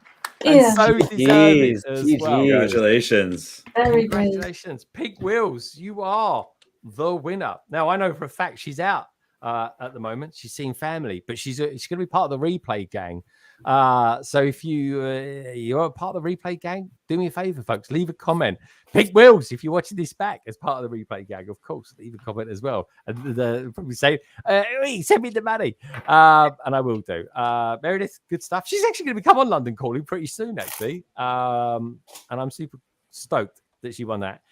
And also as well, I'm pretty stoked that all you lovely lot out there actually are members of my channel as well. So I'm super lucky for that. And yeah, what can I say, folks? Thank you so much for the support. I super appreciate it. On that note as well. Oh, what are you showing us off, Andrew? Are you showing us off more, how can I put it, baking skills? Oh, you're on mute, Andrew. You're on mute. I just had these mixed together. These are all 1x1 trans like round plates, and they're like dark blue and blue and dark blue. And I didn't realize that at one point, and I just mixed them all together. And it was just like, do I unmix it? Do I mix? And anyways, I did, and that's all good. But it's so close. What are you gonna do? What are you gonna do? Are you gonna divide them out, or are you gonna? I already did. I did. So No, I already divided. I can't even see the difference between them. They both look exactly the same. I know. They basically look the exact same. This is dark, or this is light. Sorry, this is dark. Yeah. And can I? Do you mind if we just have a look at one set? One of my favorite all-time Ninjago sets. Do you mind if you show us the shark mech that's just over your right shoulder? Yeah. Guys, check this out. This is the sort of stuff I love Lego doing. Garmadon. Look at that.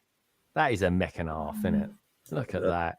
Comes in there. You can send him inside there. This dude can go in back here, a turret, and mouth opens up. And I think, oh, wait, here you go.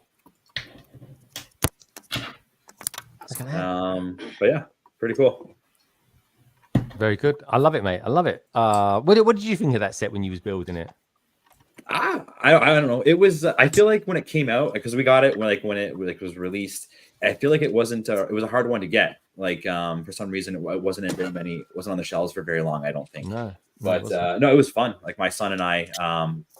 Back in 2017, that might have been 2018. I'm not sure, but the Ninjago movie when it came out, that reinvigorated my love for Lego. And now I got all this.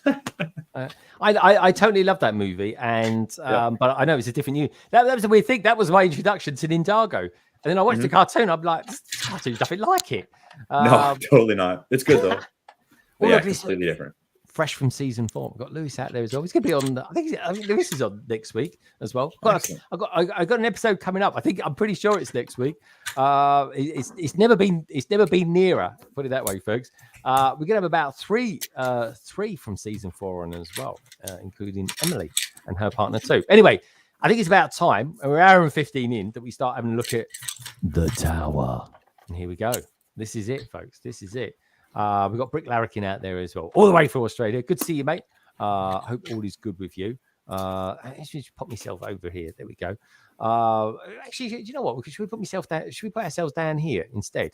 Should we do that? Yeah, there we go. That looks all right, doesn't it? That's okay. We're all down here now, which is very, very cool. All right, so come on, everyone. What's your first impressions of it? Let's start with Ian. Ian, have you got any interest in the?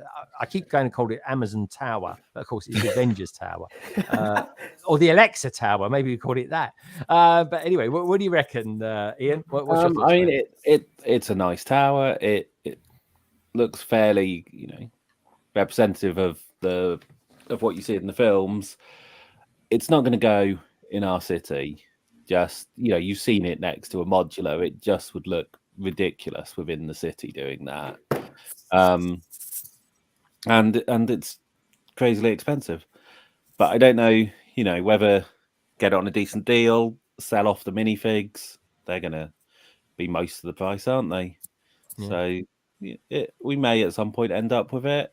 It looks like it's got some decent bricks in it. If you want to do some more of like the trans clear bricks, Yeah. Yeah, the trans. I mean, blimey, as long as you like trans blue, a certain Brick and Brew does, then this is the set for you. This scene strikes me as a bit strange, and if you know what it represents, you know what I mean. Perky. That's America's something. That's America's butt. Yeah. Did they call it a butt out there, Rob, or is it an ass? What would you call it? Both. You Both? can say. Fair enough. I think Ant-Man says ass, right? In the Yeah. I wasn't sure if we're allowed to say. You can say ass. You can say ass. I wasn't sure. Yeah, I think what was his name? Al Pacino said it once. The best, great ass, in one of his movies. I think it was Heat. Okay. Talking of great butts and asses, Lady McBrick. First impressions. What's your first impression of this of the Strange tower? segue. I know, but it's a segue. It's a segue. What do you reckon, Nicole? Look at those figures. I would say if you build it really as it is, and at the moment I assume it can't be taken apart, it's a recipe for disaster. Because you want to build it on mills plates, and I imagine someone carrying this tower down a flight of stairs. And when I saw your picture of the Lego store, you have a great tradition of just swooping stuff up, and I was waiting for you to just grab it and run with it. It was caged. I couldn't get anywhere near it. I really couldn't. But maybe there is a reason for it, because you guys, have you seen a picture that you can take this set apart with 1 meter height on the base plate? I think it does come in. I think you build it in sections. I do think it can come apart. If you go to that picture of Captain America fighting Captain America, that last one there, it looks like there's a good amount. If you look at the floor, there's a good amount of layers there. That leads me to believe that you can take it off level by level, but I don't know for sure. The strange thing is, with all the pictures that I saw so far, why doesn't Lego promote it that it is possible? Because I have the Ninjago Gardens City. I would never dare to carry it without disassembling it. Same with the Bugle. Can you imagine someone trying to a flight of stairs with this kind of height and weight on a base plate? But how often are you going to do that, though? There is that kind of counter argument. I mean, you don't wake up every day and think, "Oh, I'm going to move these around they're flat or something like that." They generally are quite a static thing, are they not? Yeah, but even in an apartment, I carried a couple of sets, big sets, heavy sets. They are top heavy with 1 meter. I guess you would carry it most of the way on your chest because it's bound to tip over and hopefully lean to you, not to away from you. Well, that's why I always recommend we always put stuff on mills plates, Lady McBrick, especially when Gringotts was the thing. But not all listen to you. Exactly. Like, well, we've got different opinions. There's nothing wrong with that. No. But with this one, as soon as I get it, I definitely will listen to you, and I will put it either on mills plates or either put one storage underneath it. Yeah, that's not a bad idea. But mills plates will always give you the option to do that as well afterwards. More and more. Does this do anything for you at all? First impressions? I mean, it's impressive. Just seeing how large it is. I mean, you would expect that from the Avengers Tower. So I think they nailed that pretty well. And then seeing the pictures of it next to other buildings, it seems to represent it pretty well. The fact that you can also, like we're seeing in the video, you can take the panel off. I believe you can take the top off as well. It's pretty cool just to look at everything inside of it, especially the little Easter eggs, of course, all the references. That's going to be great for the Marvel fans. I'm just excited to have this massive presence once it's built, as well as all the minifigs. There's like 31 minifigs, I think, if that's correct. It's brilliant. It's like if you haven't collected any Marvel sets or anything like that, get this. Yeah, this is what Mos Eisley is to Star Wars. It's just got that's got 25 figures in it. Yeah, that's true. It's impressive. there's certain sets you can get where you get an impressive array of minifigures as well. Yeah. I love it. And let me know what you guys out there think about it as well. I want to know your first impressions, because I'm going to show you the gift we purchased in a minute, folks. And you might be, I suspect, underwhelmed. Depends what other gift we purchases are around at the time as well. Right. Andrew, you've got a city, you've got a tower. I mean, I got a city. I want to be a city builder. Have you got any thoughts on this? Because I definitely will be putting it in my city. What about you? Yeah, I'm definitely gonna be putting it into the city. I don't know how quickly I'm gonna build it. Maybe right away. We'll see. It'd probably be hard not to. But I think first off intentions is going to be to try and figure out how to build like a regular base for it that kind of matches what I think Avengers Tower in the movie looks like. I don't know about the comic books for sure, but I've seen people do different ones. I've Googled a bunch of pictures. It's hard to find like one definitive, this is what the base looks like.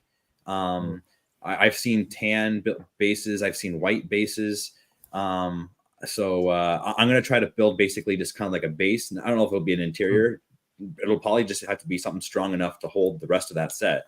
But my intentions will be to build some sort of base for it to make it more. I mean, unfortunately, it's going to make it a lot higher, but I don't have any ceiling issues with that, I guess. Like, it's not going to hit the ceiling. But Exactly. that's my intention, would be to try to make a base. I don't know if anyone else is going to try to make a new base for it or not. But I'm just doing it. I'm just going to put it on Mills. I might even put it on, because it is so tall. I might even put it on. I don't know really. No, just Mills. I'm going to go with Mills. That's what the rest of the seat's going to be on. So, well, Ian's already said he's not going to get it. At least not initially. Anyway, he might see it. He might change his mind. Ian, because you're not really that fussed about the figures, are you? No, I don't care about figures at all. So that's kind of, if it gets to the point where you can sell on the minifigs and get back a fair chunk of the price, that's when it might be interesting to me. Well, the Vision, he'll be an expensive figure, that's for sure. But if you're gonna do that, I'd sell them quick. Reason being is because we're gonna get a Captain Rex that at the moment sits on a $650 set. He's gonna be coming out next year in a $12 set. I mean, True. Hold on. I could just hear the market for Rexes collapsing at the moment. You know what I mean? I mean, can you imagine? Right, you're a Bricklink seller, and you're like, "My God, I got to get rid of this Rex character as quick as I can, as much income as I can." And they take the site offline. I mean, how frustrating was that? But there we go. But okay, so let's see what the chat's saying about it. Anyway, let's have a look. We got we got Salix saying, the Avengers Tower has the most minifigures, 31 in a set. I think 31 is the most any Marvel set have come. It could actually, I think it's actually the most minifigures that's ever come with a Lego set, period. Which is, that's really impressive. It really is. I'm not sure it would be a challenge. Let's have a look. Monarch's going, oi. Salix is saying, I thought the Daily Bugle had a lot. The more figs, the better. Yeah, I agree.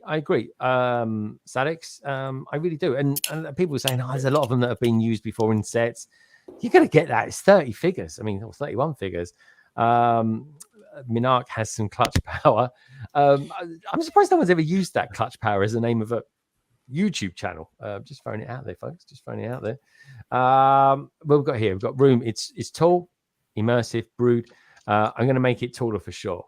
Who knows? That would be cool, wouldn't it? Jesse, who's actually done a mock of it, goes, and then the Vision Battle Pack comes out. Yeah, that'll be what happens. You never know. And it is a very cool figure of the Vision. To go for says, I think it's a little bit cheeky, as some minifigures are duplicates, but I don't think you're gonna get away. I think the fact that you got 31 figures in it is, I think that's fair game. This would be great next to the Bugle. I agree. I think it will. I think it will look good next to the police station. I don't know why. I just think next door to a police station it look quite good. But yeah, and Gaz is saying it's a big set, and I would definitely mod it. A unit cough. Yeah, because I don't know if anyone's seen the Doctor Who trailer that's come out. They have blatantly copied the Avengers Tower, like mega copied the Avengers Tower. I'm surprised they even got away with it, to be honest. It's like they basically took the A off and put a U on there for unit. especially in London as well. A little peculiar, but there we go. I'm presuming actually that's a good question. Gaz, question for you. If unit they're based in the UK, so presumably the unit tower will be in London. So I'm intrigued to know whereabouts they'll put that. If it's in the city of London, maybe it'll be on the opposite side of the Shard, which of course will be on London Bridge, which would be quite cool, wouldn't it? So this is the tower, and then of course we're sort of thinking to ourselves, because we're spending $650, or in the UK's point, it'll be £429. Might as well say call it 430. What do we get for that? Well, we get 5,201 pieces, which is jolly good. You get 31 minifigures. Oh, there we go. To be fair, they've done a decent bit of website design on here. It's probably the best I've ever seen them do, to be fair. Welcome to the Earth's mightiest headquarters. Capture the heroic style and the scale of the most iconic building in the Avengers universe with the 5,201 piece Avengers Tower, standing over 90 centimeters tall. This monumental set is more than just an impressive display piece. It's filled with ways to replay Infinity Saga, battle alongside an all-star cast of 31 figures. Well, there we go. So 35.4 inches. That's pretty big. It really is. Even that craft looks pretty good, actually, especially from the bottom, where it's got the kind of the rib cage. Well, that's quite a nice render, that is. That would have taken more than 5 hours to render up, Ian. Yeah, that would take a little while. There we go. 90 centimeters. They not quite broke the 1 meter yet. I think they did that, didn't they, with the Apollo 11. There we go. There's all your figures. Are the Captain America? I know the two GoFiles out there were saying that there's a couple of duplicates out there. Oh, I see what they mean now. Yeah, so you got the villains. You've got 4 of those. You've got the Shield staff as well. Got 3 of those. The Captain Americas do look exactly the same. I thought there was some minor differences between them in the film. Iron Man's different. Thor's pretty cool. I like Tony Stark's torso. That looks good. Loki's pretty cool. Don't know if has anyone in the panel been watching Loki, by the way? Yes. I just finished it. Oh my god! Is it the last episode today? Because it was like an hour long, and I was like, I got halfway through it. That was the finale. Oh, was it really? So good. Oh, so good. I enjoyed it. I've got to be just honest. The show in general, not even the finale, but like the show in general, I've loved. Do you know what? I don't even care about the writing or anything. I just love the way it's filmed. I just think the cinematography on it is so good. And Tom Hiddleston is such a good actor. He could arguably make a very good James Bond, I reckon. Just throwing that one out there. There we go. But equally, I think Henry Cavill could be a good James Bond too.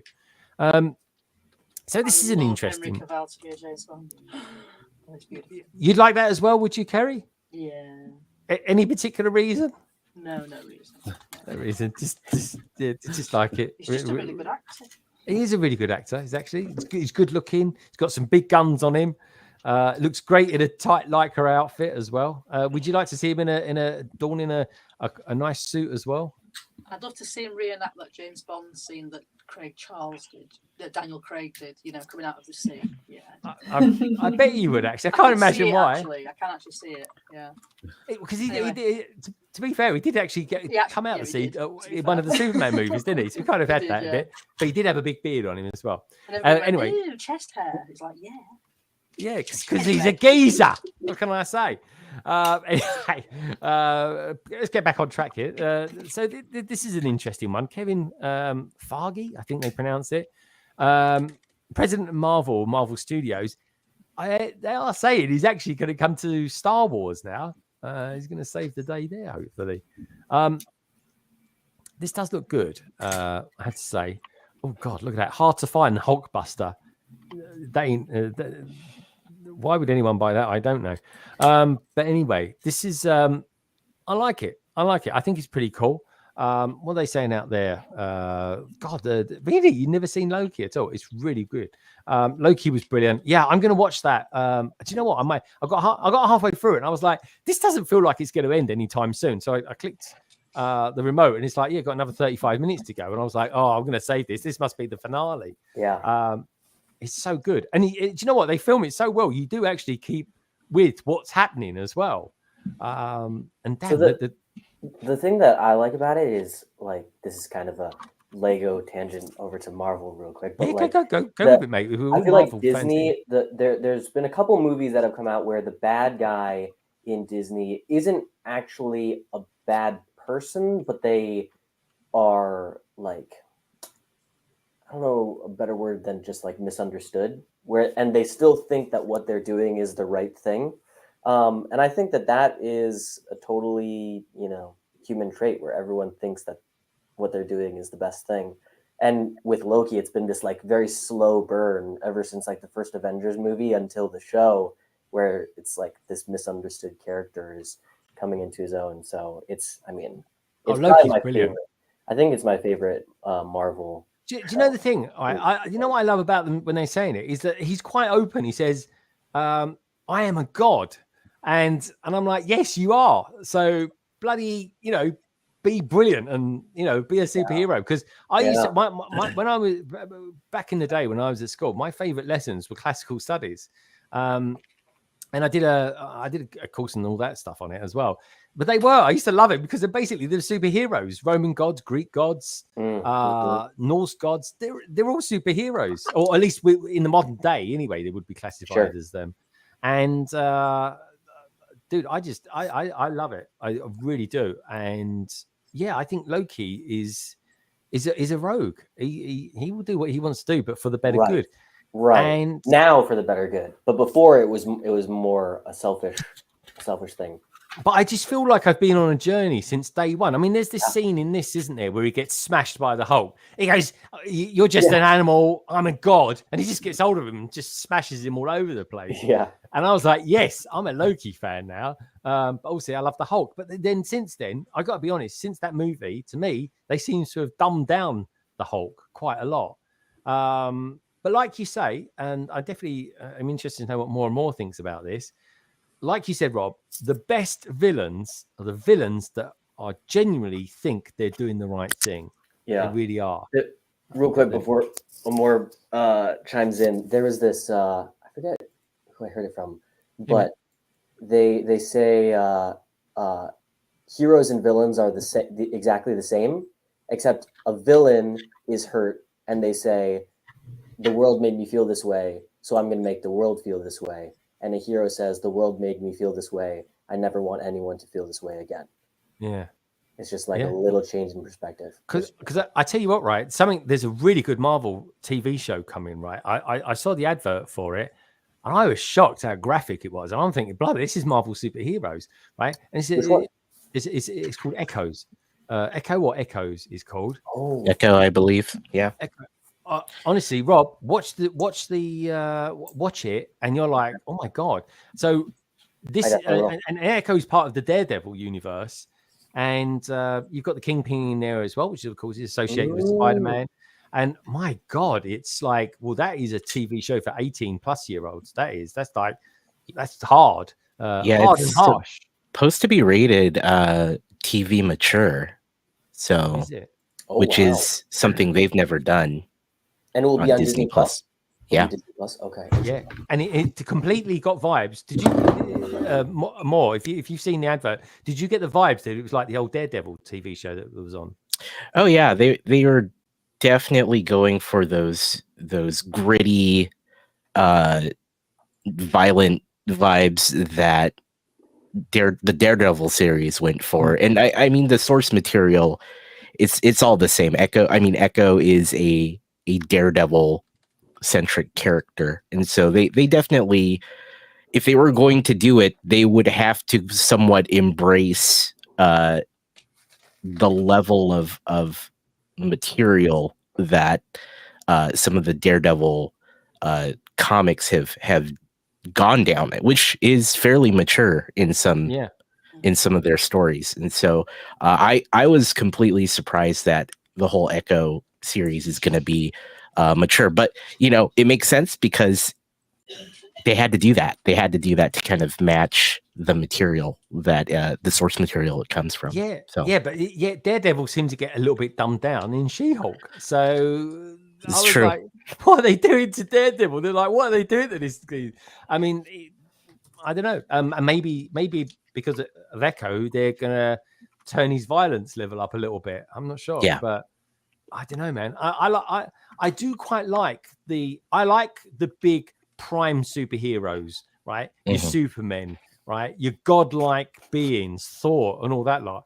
I also like your nitty gritty ones, like your Batman, your Moon Knight, your Daredevils, you know, the Punisher, the ones, you know, the humans that just know how to handle themselves. You know, it's kind of interesting.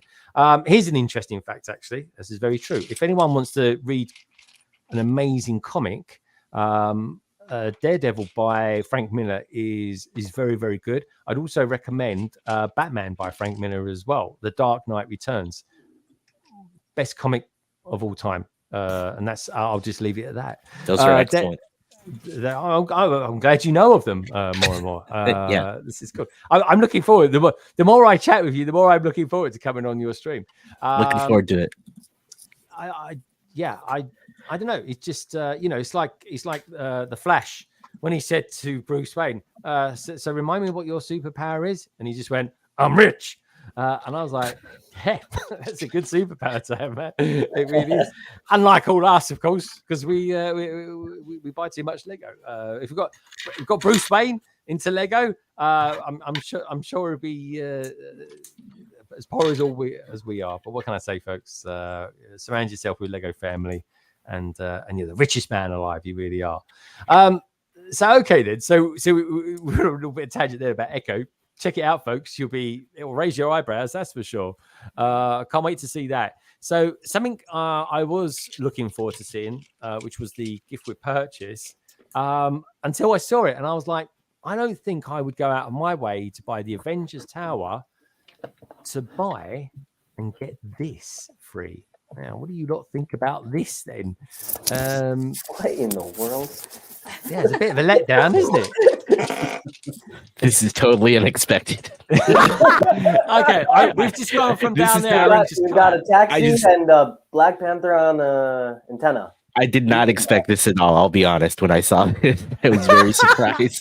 I know, just to bring you all back down to earth again. Yeah, hey, got out there as well. Hey guys, good to see you. Hope you're well.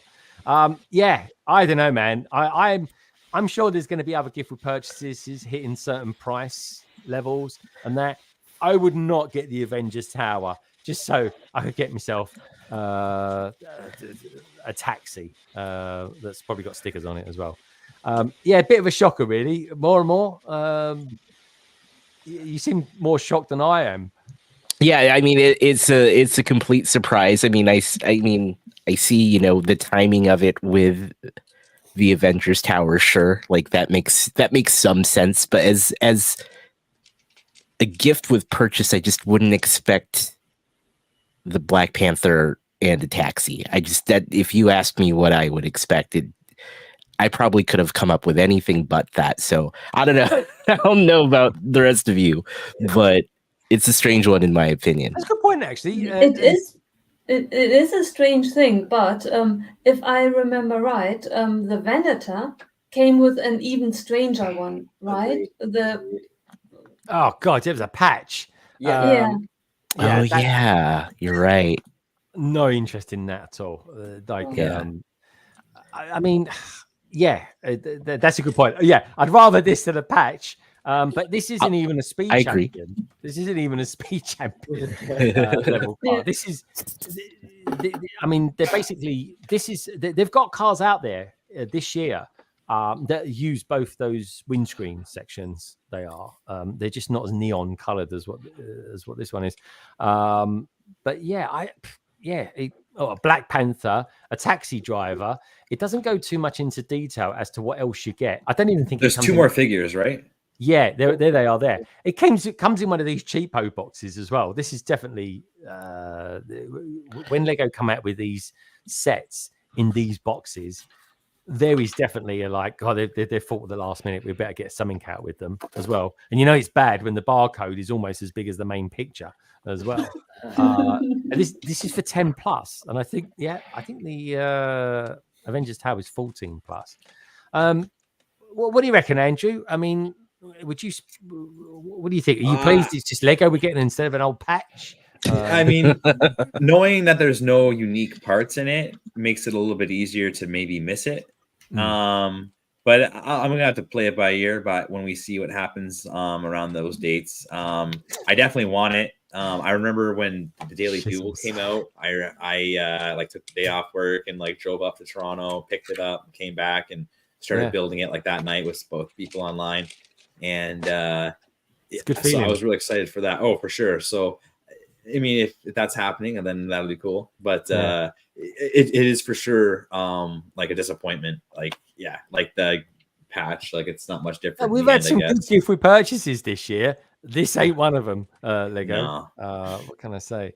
It's Definitely I don't know. It's one of those ones that, again, I'm sort of thinking, would I rather not have got a gift with purchase? Because I'm thinking, it's a great set. But we'll all be saying in the future, but back in 2023, when we got those two modulars that came out within 6 days of each other, bit of controversy there. But you got the Tower. The Tower is one of the best Avengers or best Marvel sets to ever come out. And then you'd be like, it came out with that bleeding taxi, didn't it?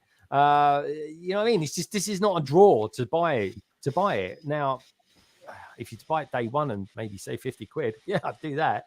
But what do you guys out there think about this? Because this isn't even a speed champion. This is like it's like Lego going, right, what's the cheapest color that we could produce? Yellow. Okay, let's make a cheap set and use some minifigures that a taxi. We could do a taxi. Let's do a taxi. They'll have a taxi. They'll have a taxi in New York. Just make sure it's yellow. It'll be fine. I don't even think it looks like a Prius or anything like that. It's what can I say? We can see some more pictures of it though. So let's see if we can use the power of that thing called the internet and pop over to Jay's Brick Blog. Like we always do, folks. We love a bit of Jay's Brick Blog. You know that. There's kind of another unique minifigures in there. Or no, I don't know if the taxi driver is. There we go. I hope that was someone's chair. And that was my chair. Sorry, it's really squeaky. Of course it was. Mine squeaks all the time as well. Don't worry. It's an age thing. This guy can't be unique. He can't be unique at all. It's got a nice torso. I like his jeans. The jeans look cool. Yeah, the jeans are actually all right. Actually, I don't know. That's just me. But there we go. Oh, there's a bit of the taxi. Nice finger. Because the only thing that's unique. Oh, there we go. Straight in there. The only thing that is unique about this set are the stickers used, including the license plate, which has the Avengers Tower set number and initials on it. That's nice. I'm getting it. People are going to want it just for that. That sticker sheet's going to be crazy. This is the only thing I can think as to why we're getting the taxi is exactly that. The taxi, or there was a taxi that came with the Daily Bugle. That's what I was just wondering. Yeah. Was it the same design? No, it's different. It's an older looking taxi. I have it right behind me. Go and grab it if you can, Nicole. Go and grab it. We'll take a look at it. We'll see which taxi is the better taxi out of the two of them. I don't know. One is. It's free Lego. I'd rather have got like a Quinjet or something like that. A free Quinjet. Let's have a look at this taxi then, Nicole. Show us your taxi. Oh, that's actually better, I think. Agreed. Oh, that's miles better. Yeah, I really like it. Yeah, that's 10 times better. So basically, we've got a modern version of it. Completely right there. Thank you, Lewis. Yeah, and it's quite sizable. It's 6 studs. Yeah. Yeah, I don't think this one's 6 studs. I think this one looks like. Oh no, it is 6 studs. Of course, it's 6 studs. The windscreen is 4 studs wide alone. So yeah, 6 studs wide. It's not. It's definitely not as good as the original, which is what you got there. I mean, I don't know. It's just now if this came with the Blacktron set or something like that, and a couple of the Christmas ones, I'd be like, yeah, that's totally worth it. But we don't know yet. We don't know. How about in the chat? Anyone out there in the chat going to get the Avengers Tower day one, or are you going to get the museum as well? We've got the survey going, folks. So do check that out. Let's have a look at that. Let's get an update on the survey. Where are we at with that?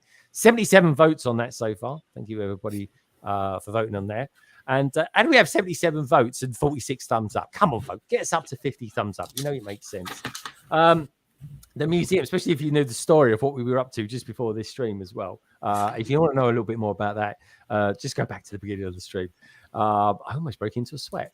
The museum and Avengers Tower both come out in the space of a week from one another. Will you buy? Question mark. The National History Museum, which is tops at the moment with 31%. Not my thing though. He's second with 30%. That's fair enough. Avengers Tower is kind of third. And both 14%. So only 14% will actually buy both. I think one is detrimental to the other. I think it will split people's opinions.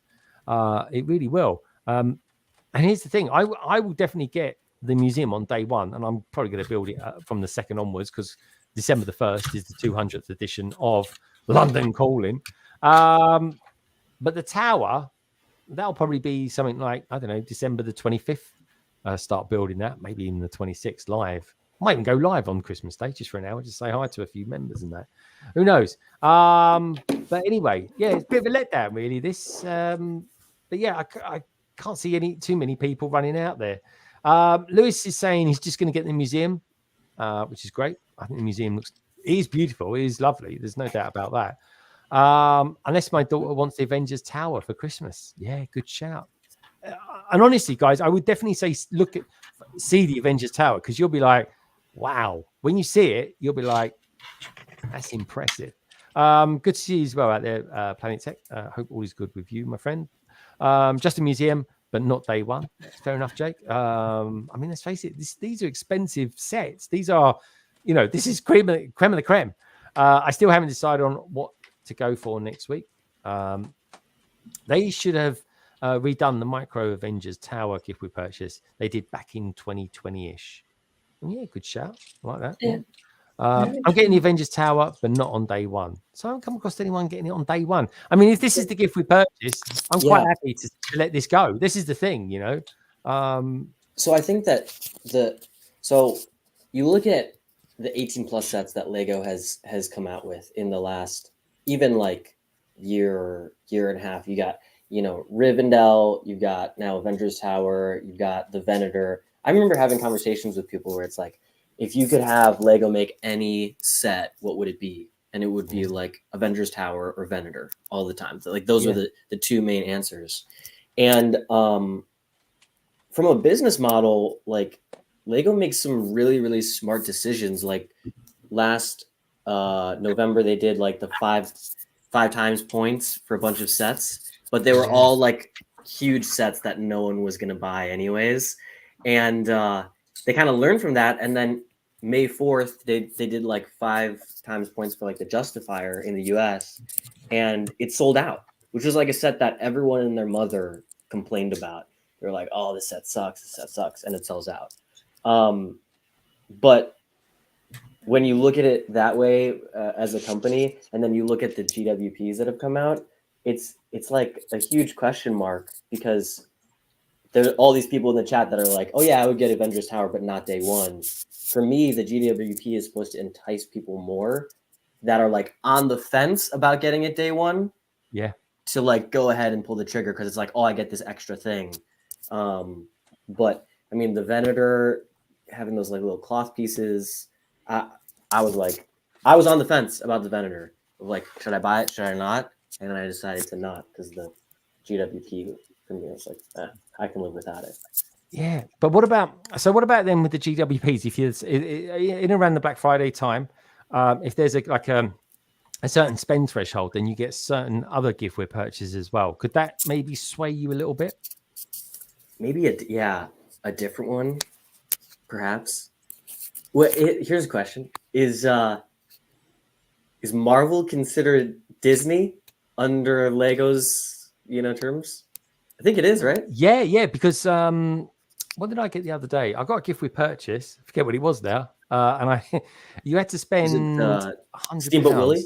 Steamboat Willie? Yeah, Steamboat Willie. Yeah. Because there has been a lot of good ones. Steamboat Willie, brilliant gift with purchase. Brilliant gift with purchase. A fantastic set in its own right. Mm-hmm.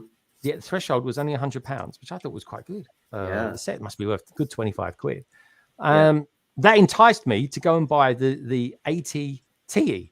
So that was one of those ones where you could get, it was for Disney, but of course, you could buy Marvel sets and you could buy Star Wars sets because they're owned by Disney. Right. So that made it worthwhile. Yeah. So And me, I agree with you. Like a Quinjet, like they obviously have the actual set already, but a Quinjet as like a GWP, that might push me over the edge to get the Avengers Tower, but not a taxi. Yeah, no, I agree. Tech, question for you, my friend. Do you know what? It's strange. I've never actually been to the Brighton Lego store. Do you recommend it? Is it a good one? Because I can just jump on a train and go straight down there. I don't know why I've never gone down there, but I do need to go there now. And I do like shopping in the lanes. Just saying. Okay, cool. So there we are. We've had a good look at the tower. Maybe we'll have another look at the tower a little bit later on, but maybe one or two of the other towers, but that have come preceding it. There was a question actually I wanted to ask, which was ACOB. ACOB is saying, evening all. Anybody else not feeling the modular this year? I quite like it actually. I've got to be honest.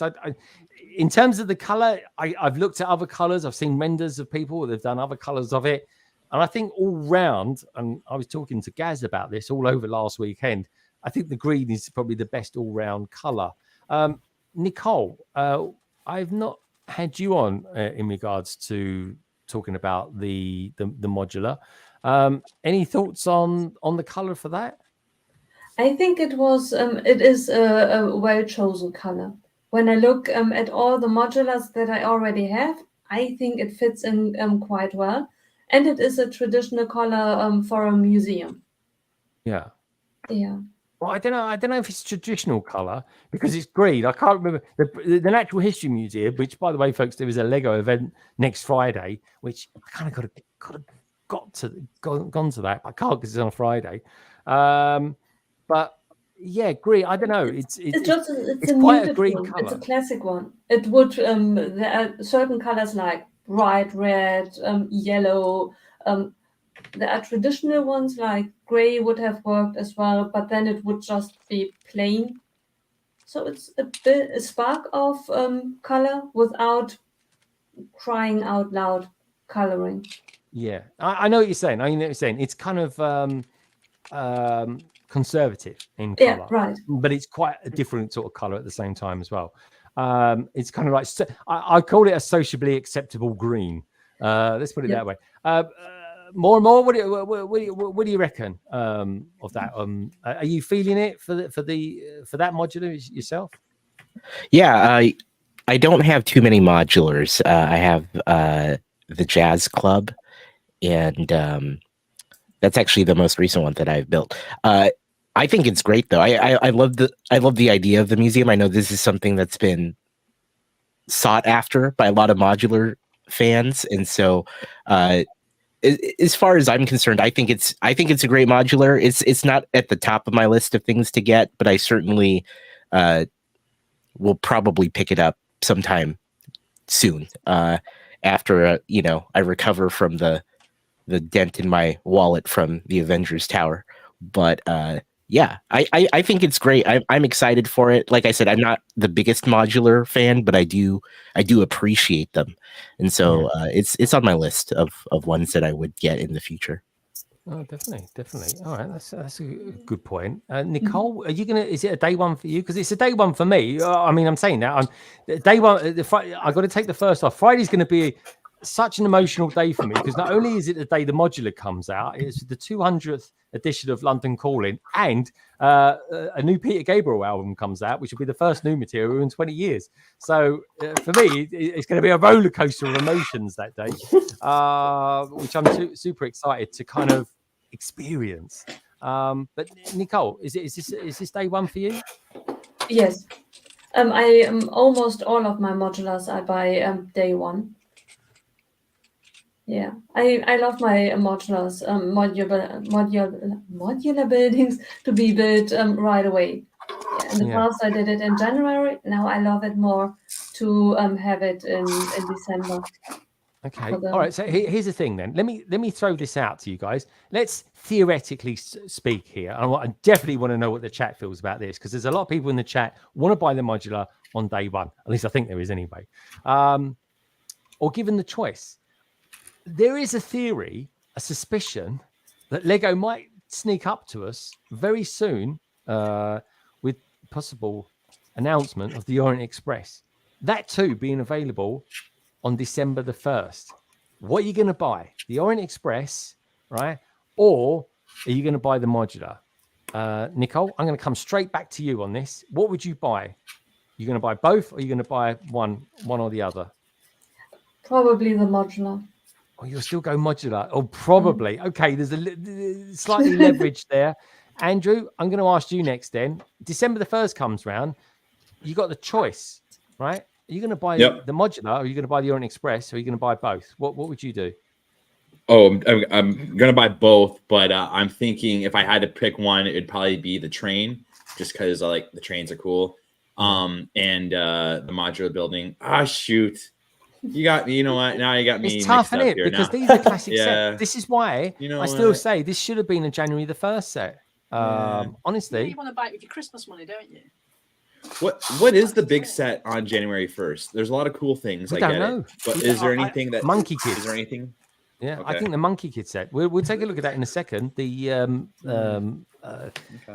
I forget the name of it. Mega something or other they've called it anyway. I still say it looks like a poor man's Ninjago City. But I don't want to trigger too many people out there. But it's true. City Gardens. Have you seen City Gardens in Ninjago? Just say. But it is a good set nonetheless. But Greg, if you during the video, we saw a couple of times something like a mini table on wheels. I think the guy who's building the modular already got the tower as well, and that's the way how he moves it around. I mean, it's ridiculous. I mean, can you imagine falling over this? It's got. There we go. We'll get to it in a sec. Here we go. That. Yeah. Who has something like that in their house? It's like someone's gone outside, nicked a bit of the curb, and just brought it back into their lounge and put it on 4 Tesco trolley wheels or something. But if you have the Avengers tower, then you need it, because then you can put the tower on this thingy and can wheel it around. Yeah, but it's a bit extreme though, isn't it? Don't you think? Like, so Mark's just put in the comments that he thinks that there's another modular coming out. I don't know about that. Not with all those Friends buildings that are coming out. My God, have you seen them? A lot, yeah. There is a lot of big stuff coming. There we go. Megalopolis. Do you know what? Luce is hit the nail on the head. I like December the 1st better than January the 1st.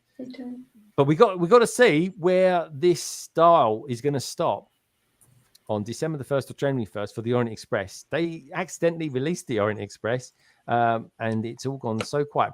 So much stuff has been thrown at us. We don't even know when it's going to come out. I don't even think Lego knows when it's coming out. And yet, did you notice when they accidentally announced it, straight after they kind of revoked it, and then they threw at us a set that's coming out on February the 1st for June. Most peculiar indeed.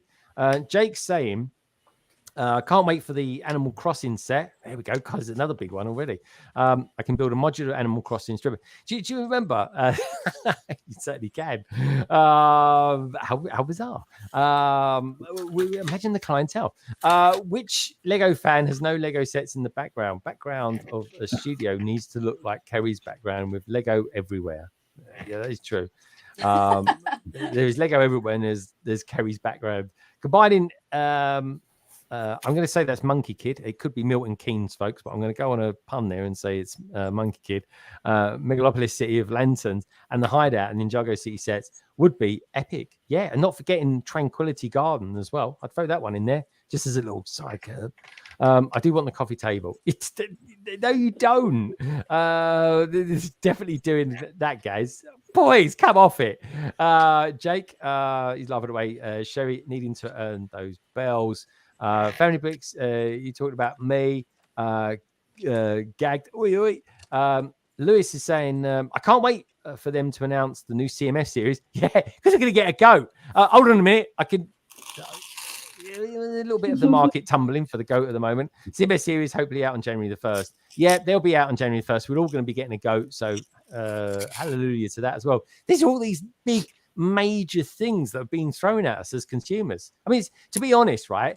I don't know about you lot out there on the panel, but we're getting so much thrown at us. I can't always tell what are leaks and what is the real, the really officially announced stuff that's coming our way. Yeah, here's a question: the 2 Mickey and Minnies that are in your picture, are they actual going to be sets, or are they? Yeah, they're brickheads. They're brickheads coming out. Oh, that's awesome. I know that's coming out January. They're January the 1st set. That is. I didn't know whether it were actually a mock. Yeah, no, it's a real proper set. It's I picked it up officially from an RFLM site, so it's definitely happening. And putting them on mills. What ones are you putting on mills, Two Gaffles? Certainly not brickheads. They're not worthy. Anyway, so that's that. So should we take a look at? That's the modular. It's kind of looking back at that. The modular does look really good, folks. My only beef with the modular is the front looks the best part of the modular. The only problem is they've put loads of things in the front covering it up, like the window cleaner, the vinyl sheets, the statues, the cherry blossom tree. They all cover the front, and it's like the back of the museum is totally plain. So why didn't you just put a few bits out there just to sort of break it up a bit? But each to their own. You can remove it. I think less sometimes is definitely more. Let me know what you think, guys. Anyway, so let's have a look, shall we, at some the Monkey Kid set. I think they've got one up here on the Lego website. Back to there. Okay, let's go back to that then, shall we? If we can. There we go. Back in Lego. Let's pop over Monkey Kid. That's a nice set. Dragon of the East. That's a lovely looking set, isn't it? That one. Let's have a look at the availability. Hopefully, there should be. I'm sure there's one coming soon. 24. Can't be right, but there we go. We've got loads of stuff coming out soon. Of course, we've got the Julian's birthday party. But anyway, this is the Megalopolis. You got to say it quick, otherwise it just don't come out right. Said the actress of the visual. Anyway, what do we think? First impressions. There we go. It's a nice bit render. How many figures does this come with? So that's 2, 4, 6, 8, 10, 12, 14, 16, roughly 20 or so. Yeah, it's a beautiful set. Let's start with Rob. Rob, what do you reckon? Are you into Monkey Kid? Because I didn't even know Monkey Kid was a thing, so I thought it retired. Like the theme retired. I had no idea. And everyone is posting about Monkey Kid. I was like, oh, they brought it back. Apparently not.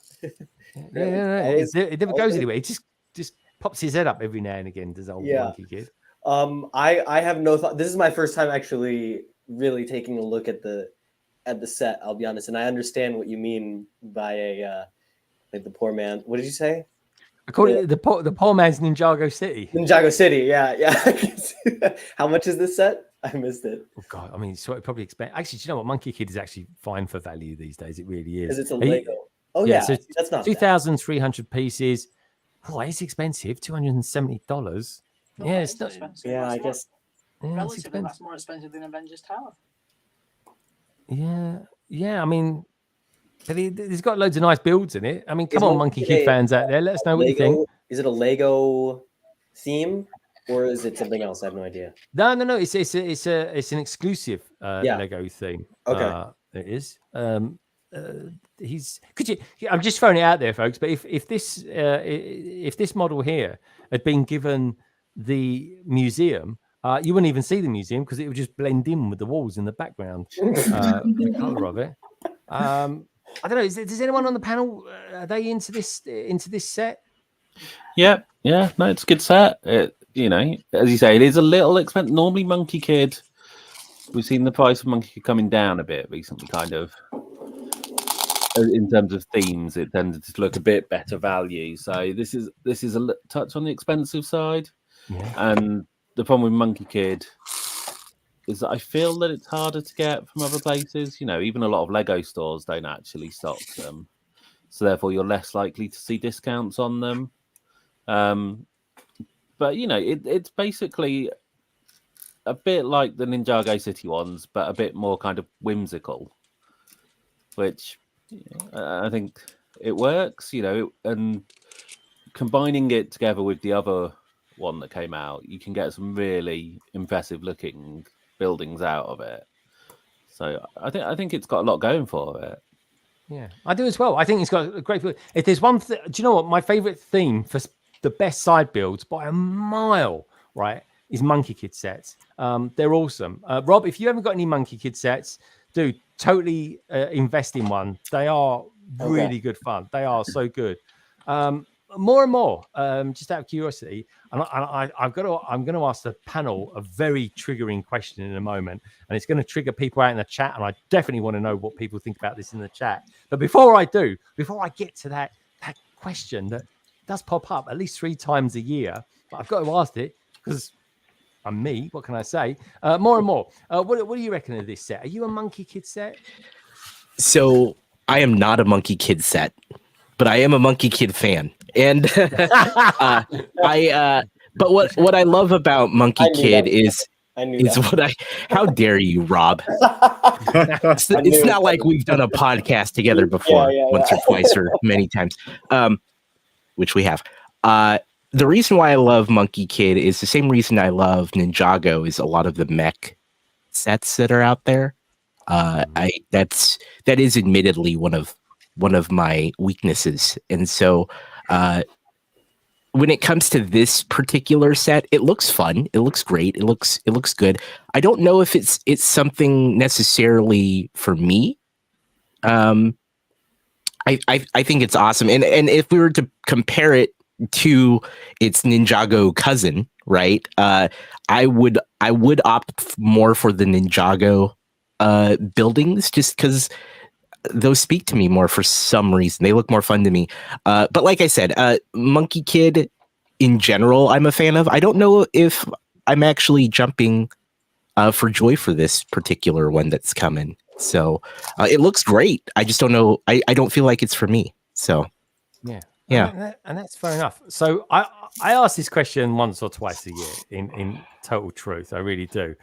Blimey, imagine that. You wake up with that M, by the way, folks, that M is for migraine. Because I tell you what, right? You woke up every day in that room, right? You know all about it with that orange. Jeez, right? So here's the thing, right? I'm going to start the panel. Rob, I'm going to start with you because now you know a little bit about Monkey Kid. You've certainly heard of Ninjago.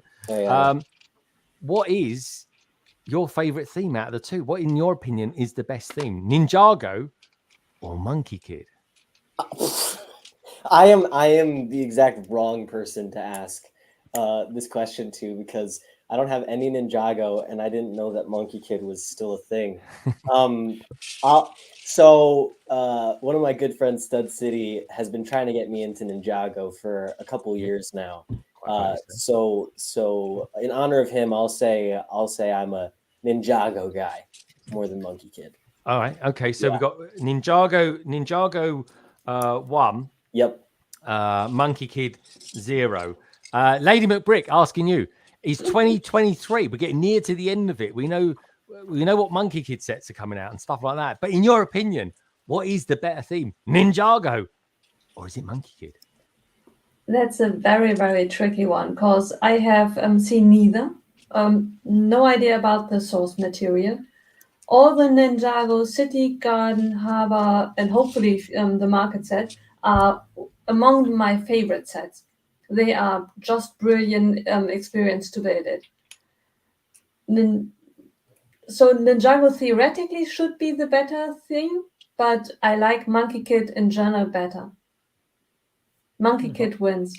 Kid wins. All right. Yeah, but the City, Garden, and market set, your logic they has are my favorite. It's no bounds of surprise to me. It really doesn't. It's just in general the theme. There are so many Monkey Kid sets that I absolutely love. In general, it's the better theme.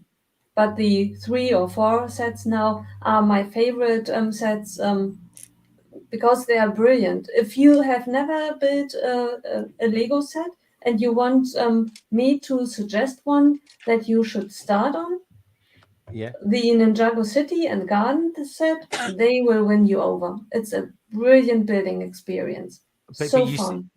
But you still prefer Monkey Kid over? Yes, because based on the theme, it has so many brilliant sets. There are many more sets that are just brilliant. All right, good stuff. Good stuff. Let me know what you think out there in the chat as well. I'll be hitting the chat with that questions to see what their feedback is. Mother Bricks is definitely into Ninjago.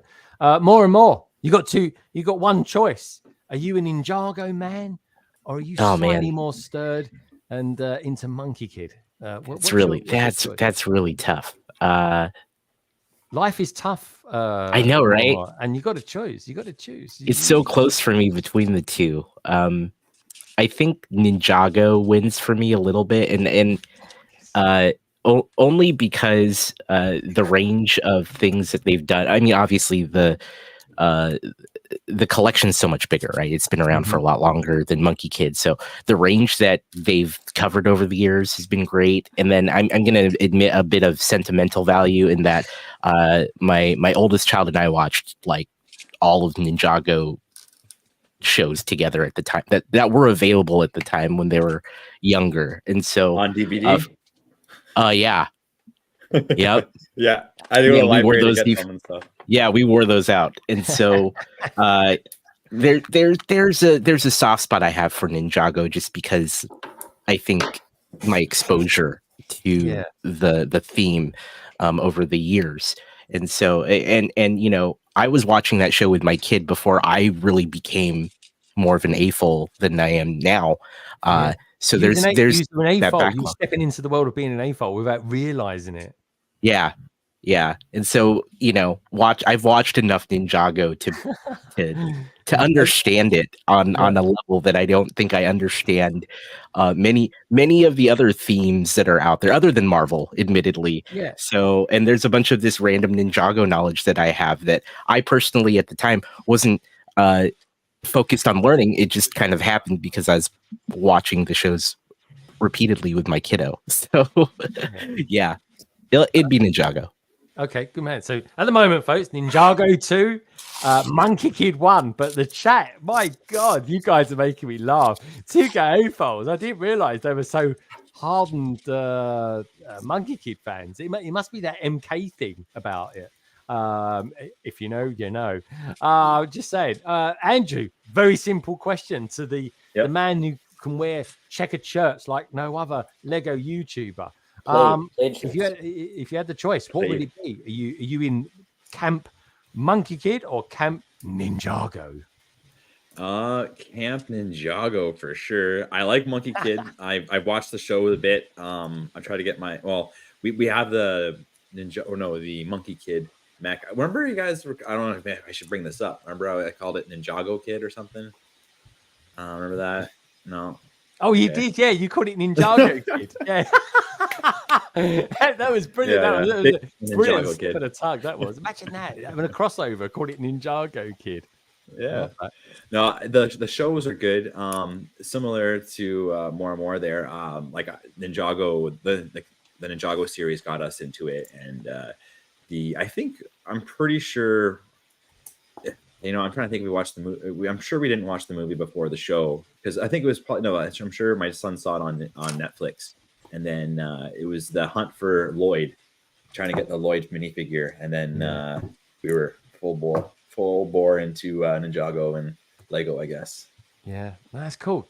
So at the moment, folks, Ninjago 3, Monkey Kid 1. Okay, so can it be pulled around with the last two on the panel? Starting off then with Kerry. Kerry, it's a very simple question, right? What camp are you in? Are you Camp Ninjago or are you Camp Monkey Kid? Monkey Kid. Oh, flip of the coin. It's going to be a Grand Slam finale. Well played. Well played. Either of them. I know it's awful, but it's one of the. It's not something for me. So there we go. Okay. I also didn't know Monkey Kid was still a thing. Okay, I'm glad I wasn't the only one because I feel like I'm out on an island. It was forgotten about. Kerry, come join me. Rob, honestly, Rob and Kerry, 3 weeks ago, I was saying, what about Monkey Kid? And then, of course, like I always say every year, I'm sure it's retiring soon. And that triggers people in all sorts of ways. But there we go, 2K AFOLs, yay! And Monkey Kid saying, wait. I love it, all the Monkey Kid fans out there. Sorry, all right, then. All right, sorry, so Ian, you've got a choice. You've got a choice in life. Life's full of crossroads, especially when you've got chickens and kids and wives. But I've when only got one wife. Yeah, this is Just true. to be Well, sure. you know, what can I say? The variety is the spice of life. When it comes to a crossroads with Lego themes, whereabouts do you sit when it comes to Ninjago or Monkey Kid? Okay, so you know the Ninjago City sets are clearly better, but both themes have an awful lot that I don't care for. There's a lot of That was an unexpected turn, but I'll take it. It's just unbelievable. Love it. My pants can't take it. There's the mechs and the rubbish vehicles and too many dragons and all of that kind of stuff. So, but I would say on balance, with Monkey Kid over the past couple of years, you've had Heavenly Realms, Monkey Kid Hideout, Dragon of the East Palace. You know, really good sets. You've had the new one that's come out and the previous one that goes with it. So I would say on balance, it goes to Monkey Kid. And is that your final answer? Yeah. Oh, I don't believe it. Folks, what can I say? The panel has spoken. Ninjago 3, Monkey Kid 3. Unbelievable. It's a draw. It's a draw. I can't believe that. You got Anyway, to be the tiebreaker then. Wait, yeah. Yeah, Three, we're 7 of us. I know, but should I vote on that? Should I be? Well, now you have allowed to vote. I don't know. Let me know. Yeah, now you have to. I think his surprise. I think his surprise seals it. He's obviously Ninjago. All right, chat. Let me know if you want me to vote on this because I don't think the Monkey Kid ones will. Anyway, let's have a look. Let's see. I need to win. Let's see what they'll be saying. Pig Wills actually just said she stopped in to say hi. Pig Wills, congratulations! You are the winner of this month's member giveaway. So congratulations to you. And she's probably gone now because she's out with family. But anyway, Pink Wills, congratulations. Love you loads. Right. Anyway, Mother Bricks says Ninjago definitely awesome. Minark saying yes, Nicole, because Nicole was giving it loads of love for Ninjago, and at the last minute pulled a rabbit out of the hat called Monkey Kid. What can I say? Yes, Nicole, said to Gary Foles. Gary saying, I'm getting that Monkey Kid set because Monkey Kid is better than Ninjago. No doubt about it in Gary's mind. Gary tuning in all the way from Ireland. Lovely to have you here, Gary. Planet Tech saying, more fun in Ninjago City. There's a Ferris wheel on top of a skyscraper. That was my funniest comment of the night. Don't just stop there, Tech. Let's put it on the Avengers Tower. Let's hit that 1 meter mark. That's what we've got to do, folks. To be fair, if you go to Las Vegas, there's plenty of, fairground rides on top of towers. So it's a done thing. Honestly, folks, Las Vegas is like in a little bubble of its own. Johnny Build says, I'm enjoying building the legendary flower fruit mountain. Jolly good. Titanium. I need to call him Ninjago J then. Ninjago J has actually got a little kind of ring to it. Versus Monkey Kid is a tough debate. Both themes are amazing. Oh, he's sitting right on the fence there. And then he goes straight in and says, I prefer Ninjago, of course, but Monkey Kid is also really good. I like it. He sort of sways towards one way and then comes back to the middle.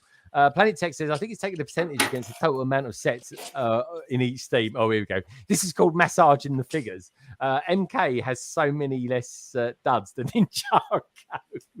There's only about 3 sets a year that come out from Monkey Kid. What do you expect? Minark's been very diplomatic here. Says, I love the Ninjago City sets. Phenomenal sets. However, Monkey Kid is better all round for sets. Theme song and show. Theme song as well. Genuinely, I think it depends on the sets, says Gaza. I'm liking this. Don't be scared, people, to say Ninjago. I have only built 1 set of each series. Seen pictures of a lot of them both. Monkey Kid seems to have a lot more variety. Ninjago is a lot of the same. That's a good point. That is actually a very, very good point indeed. Madlib saying, as someone who doesn't have any of either sets, I am more aware of Ninjago from Lego.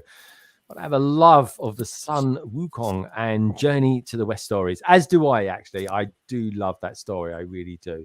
What have we got going on here? Ninjiki Kid. Oh my God, I'm in stitches. Yeah, it was so well done. It really was. When he came out of it, it was a complete slip of the tongue as well. But yes, here we go. Oh yeah, yes, Ian. Oh, look at it. Ian's never had such a fan base before. Yes, Ian. Yes, Ian. I could also point out that I think is it 2 of the Ninjago city builds aren't in the Ninjago theme. Two of the what? Sorry, say that again. 2 of the The Ninjago. Ninjago City and Yeah. Ninjago City docks aren't in the Ninjago theme. They were in the Ninjago movie theme, which was separate. So you know, yeah, but that's a very fine line there. That's like in Australia, them saying that they've got the biggest Lego store, albeit it's a certified store. So you know what I mean? It's like, oh, is it the biggest Lego city or the biggest Lego store in the world? Or not, who knows? But anyway, let's get down in the chat. I love his technicalities. Where is Carrie for the tiebreaker? She's out tonight with friends. Carrie would break the tie. She would. I'm pretty confident she'd vote Ninjago. She would vote ML. ML, what's ML? I'll vote MK. 2 gay votes MK. There we go. ML. Carrie would follow the purple bricks. I reckon family bricks. Yeah, she definitely would. Ninjago, MK, Madlib saying hi to Minific Who and Pink Rules waving as well. If Greg votes, half the audience might leave. This is very true. MK Goofy sets are my fave. Or MK Goofy sets are his fave. I didn't know I needed a dragon sea turtle mech until I saw this one. Yeah, there we go. Don't get scared about dreams. Depend on set 1. Building would be Ninjago 2. Mech would be MK3. Army building is Ninjago. So Ninjago for me. Nice one, KO. That's why I said it's a percentage. Indeed. Where do we go? Lewis is out there. He knows a few things about building Lego sets. Got to run, guys. Thanks again for a great time. You're welcome, Lewis. Look forward to seeing you on soon, my friend. Ian is correct. He's got to be correct one day. He really has. You want to clip that and show it to Carrie. And they don't count. There we go. And Salix is saying, "Oh, Minark." Yes, Salix says Minark. And honestly, this is like a cult. MK is like a cult. The Minific Who, I have seen it and many other versions since. Netflix has some good animated live action. Well, I tell you what, folks, I'm not going to vote because I think it's been too much fun. You kind of know where I'd go with all this anyway. But what I will say is both themes are really, really good. And what I particularly like most about Monkey Kid sets when they came out, because they said, "Oh, Monkey Kid's coming out, it's going to wipe the earth with Ninjago. Ninjago's a thing of tomorrow now." It never happened. And the beauty of Monkey Kid and the beauty of Ninjago is that they can absolutely coexist together. And together they, of course, are a fab couple of themes from Lego. They really are. And of course, they're pretty original as well, to be fair, even though Ninjago, they kind of regurgitate it, but it's been around for a long time, folks. So sometimes it is going to feel like they kind of reuse it every now and again because it's been around for so long as well. Now, before we look at the photos, before we look at some photos, I think it would be actually quite good to check out 1 or 2 of the Friends theme, because I don't know about you more and more, but people that tend to be into their MK tend to be into Friends as well. I think it must be a color thing or something like that. I'm not too sure.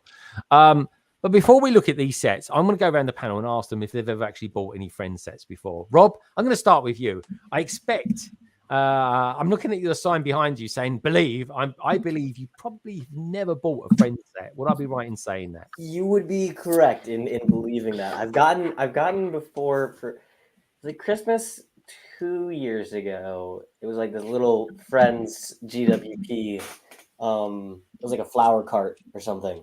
That's the extent of my Friends Lego collection. So yes, you are correct. Okay, that's fair enough. Yeah. Andrew, Brick and Boot, have you actually got any Friend sets? Oh, you're on mute. He's on mute. Yeah, definitely. I have the Emma's art school. I have 2 of those put into like a modular building, like it's like a 16 by 32. I have this way, I guess. The what's it called? The theater right there. Yeah. Behind me. Or let me see. maybe this way is better. Anyways, he's right back there.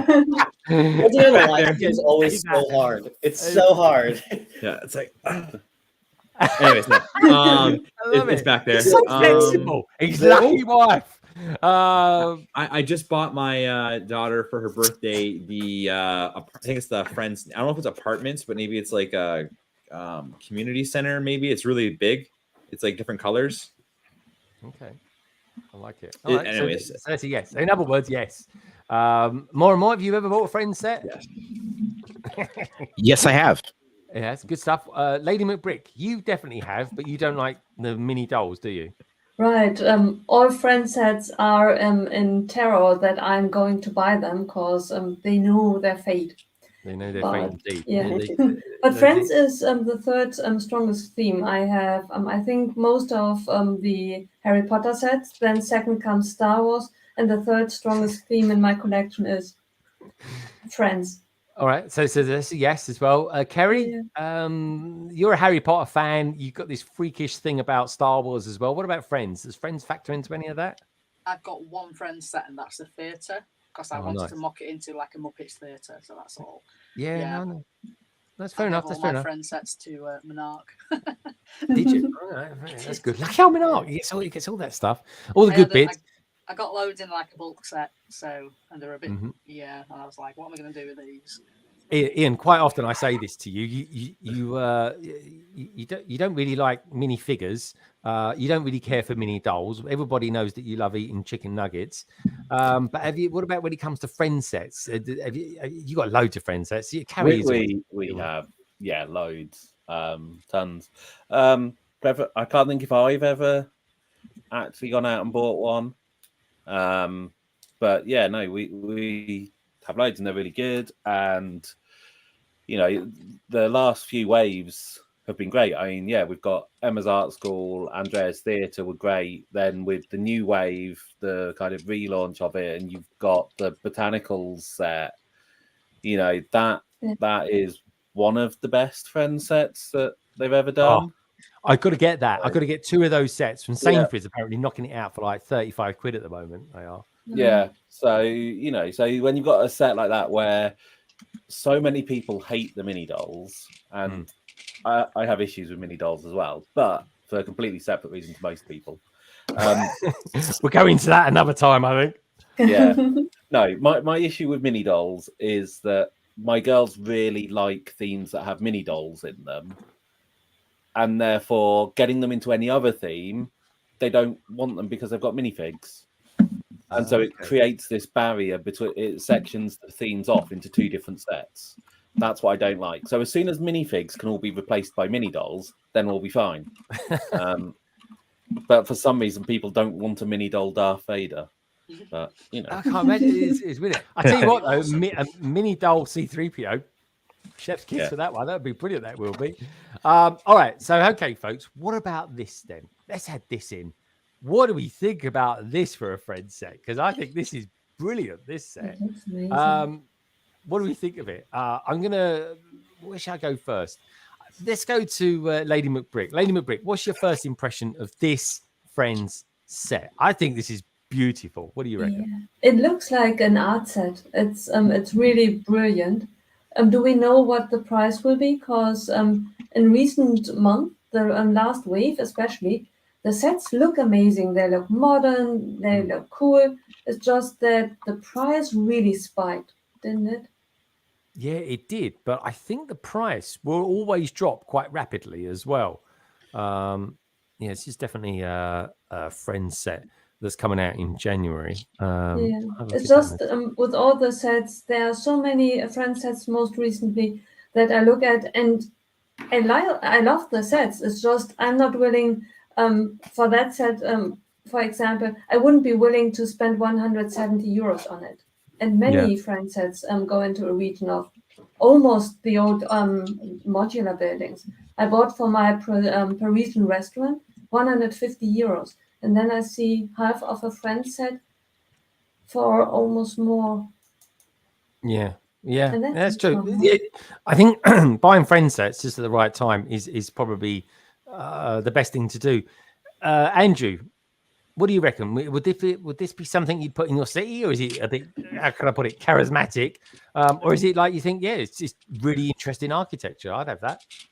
I think it's a really interesting set. I don't buy many of the friend sets and put them in the city, right? Technically only one's in the city now. But yeah, I don't know. It's nice. It looks really cool. I don't see it going into my city. If it was maybe a little bit bigger and more like modular in a sense, like maybe I'd be interested in that, because I like that. Like it's kind of like a Hollywood Hills, like kind of like yeah, art deco, whatever you want to call it, like house. So I think that's neat. I like the waterfall on the left there.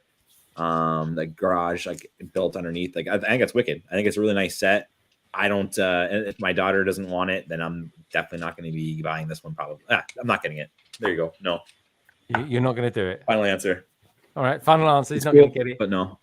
What about Kerry? Probably won't. Ian, what do you reckon? Yeah. What do you reckon about this? This is a good one, isn't it? This is a very good set. So the one thing with friends sets is you do not want to buy a friends set unless you're getting at least 20% off.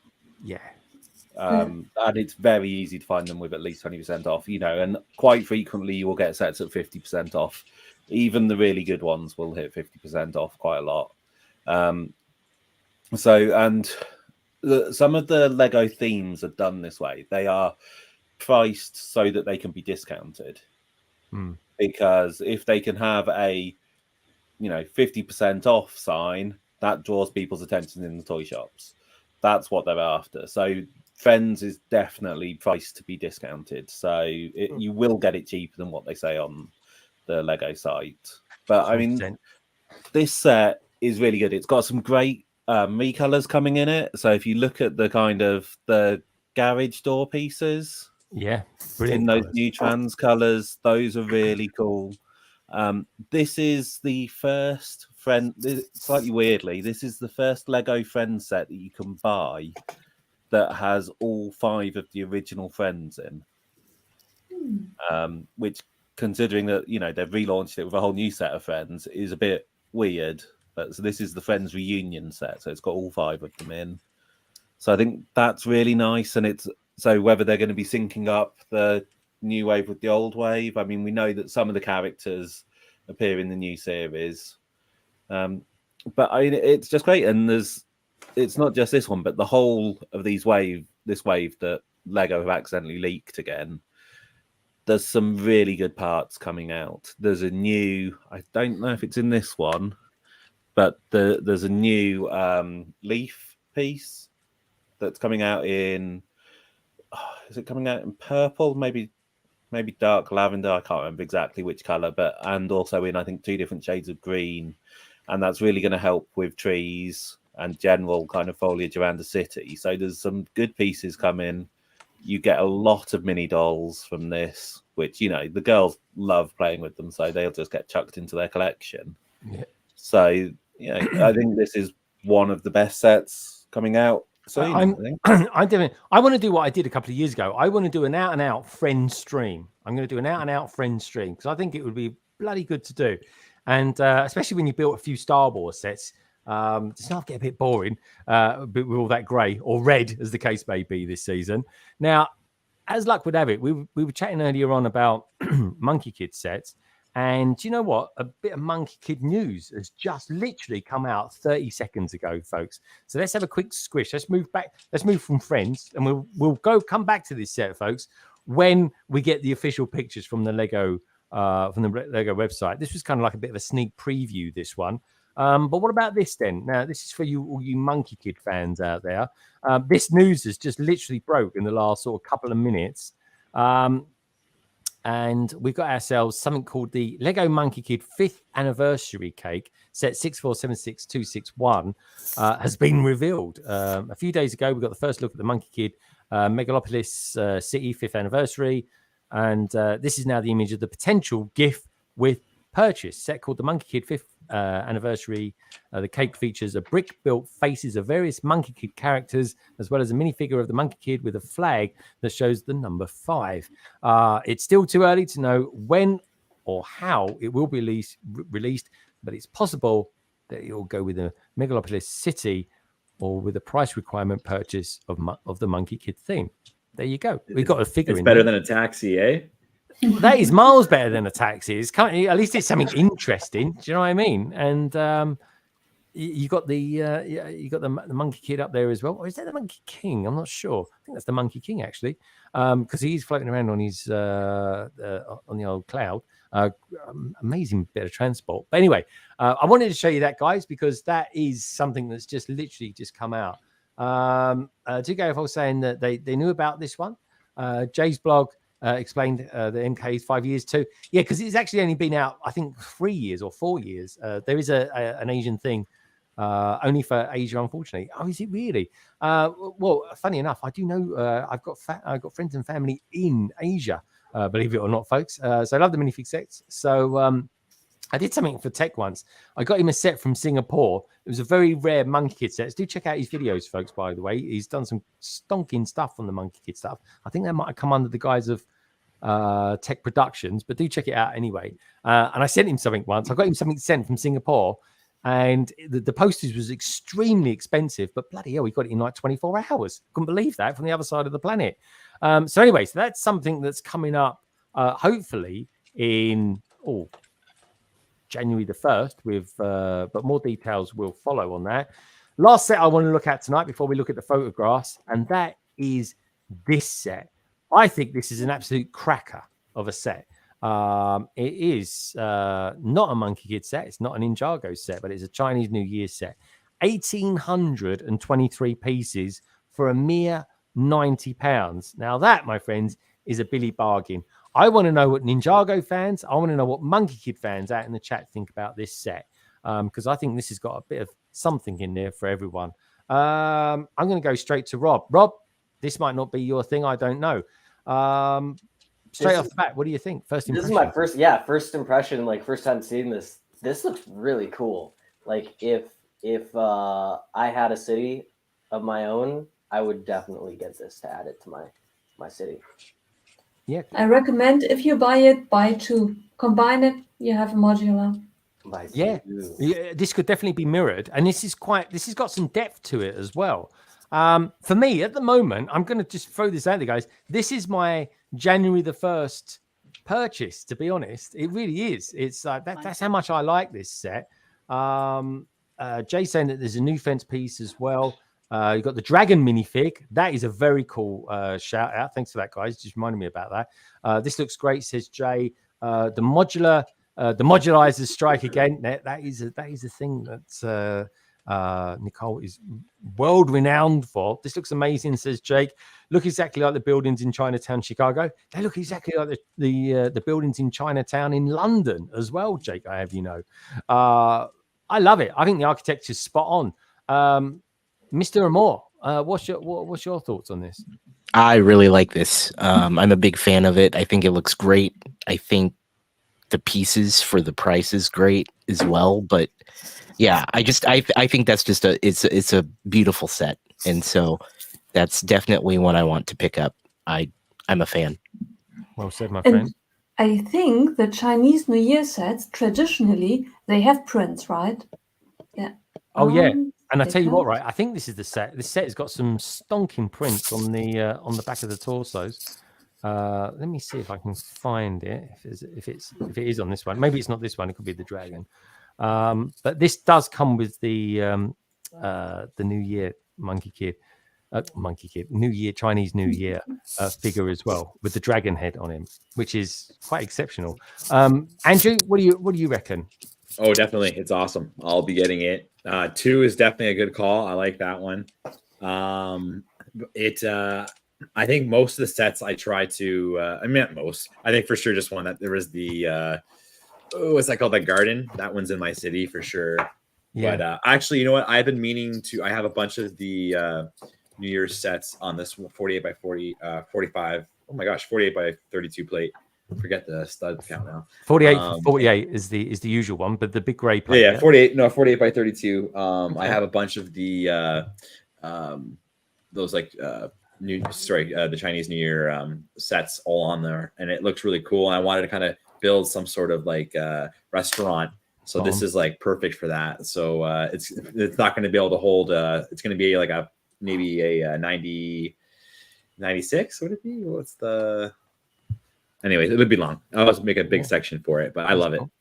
Oh, this wouldn't be anything that Kerry would collect. But Kerry, I collect the New Year sets. Oh, you do get the New Year one as well? Yeah, okay. I get them every single year. Is this going to be on your to-do list? Oh, definitely. Yeah, I don't know whether I'll get it the first because, I'm not working now. I'm normally working the first, and I can't go to. Oh my god, I can never go to the Lego store on the first. Yeah, no, you can. I can this year. You can. Excellent. Well, you can next year. Yeah. But no, I'm glad you like it as well. Oh, it's beautiful. Absolutely beautiful. Are they called? I always forget the names. I always call them gold bars, but is it Ian? Are they called ingot or something like that? Ingots, yeah. Ingots. They've got green ingots. Look at the green ingots in there, folks. It's crazy ingot city. It really is. Ian, what's your thoughts on this set? Do you like it? Yep, it is a really good set. You know, I mean, most of these the Lunar New Year sets have been amazing. I mean, that's one of the reasons why Lego were forced to basically release them worldwide. They're originally only in Asia. They were, and the people boat race being the first. There was such an outcry for them, and each year they do an amazing job with them. As you say, they have very few stickers in, so it's a really good build. Look at the depth on it, man. It's unreal. Yeah. A lot of sets are just four. Like a lot of Lego City sets are just 4 studs in depth. This is, I mean, that's about 8 at least. Yeah, it's good. The thing you do have to be careful with the Chinese New Year sets is, in the past, some of them have retired within 8 months. They don't necessarily. They do not stay around long. Last year's sets are still on sale. So yeah, the first year of these. Haven't they? Yeah, because the first year of these was unbelievable. Like people were like just, jumping over themselves to get it. But look at the depth of this set. This is a really good set for £80 or £90. This is going to be about 100 euros, $100. Canadian's probably about 120 tops. This is going to be one of these sets of next year, folks, to get. It really is. It's got a little bit of everything in there. Beautiful colors as well. Love the architecture. And I don't know about you lot, but I just want to sling me hook and go for a Chinese now. That's what I was just thinking. Yeah. I was like, oh, I might have to get some Chinese for dinner tonight. Anyone want some sweet and sour? Yeah. Defo, mate. Defo. Anyway. So do we know when it's coming out? Jan 1st. Okay, because sometimes the Chinese New Year sets are released on Boxing Day. Yeah.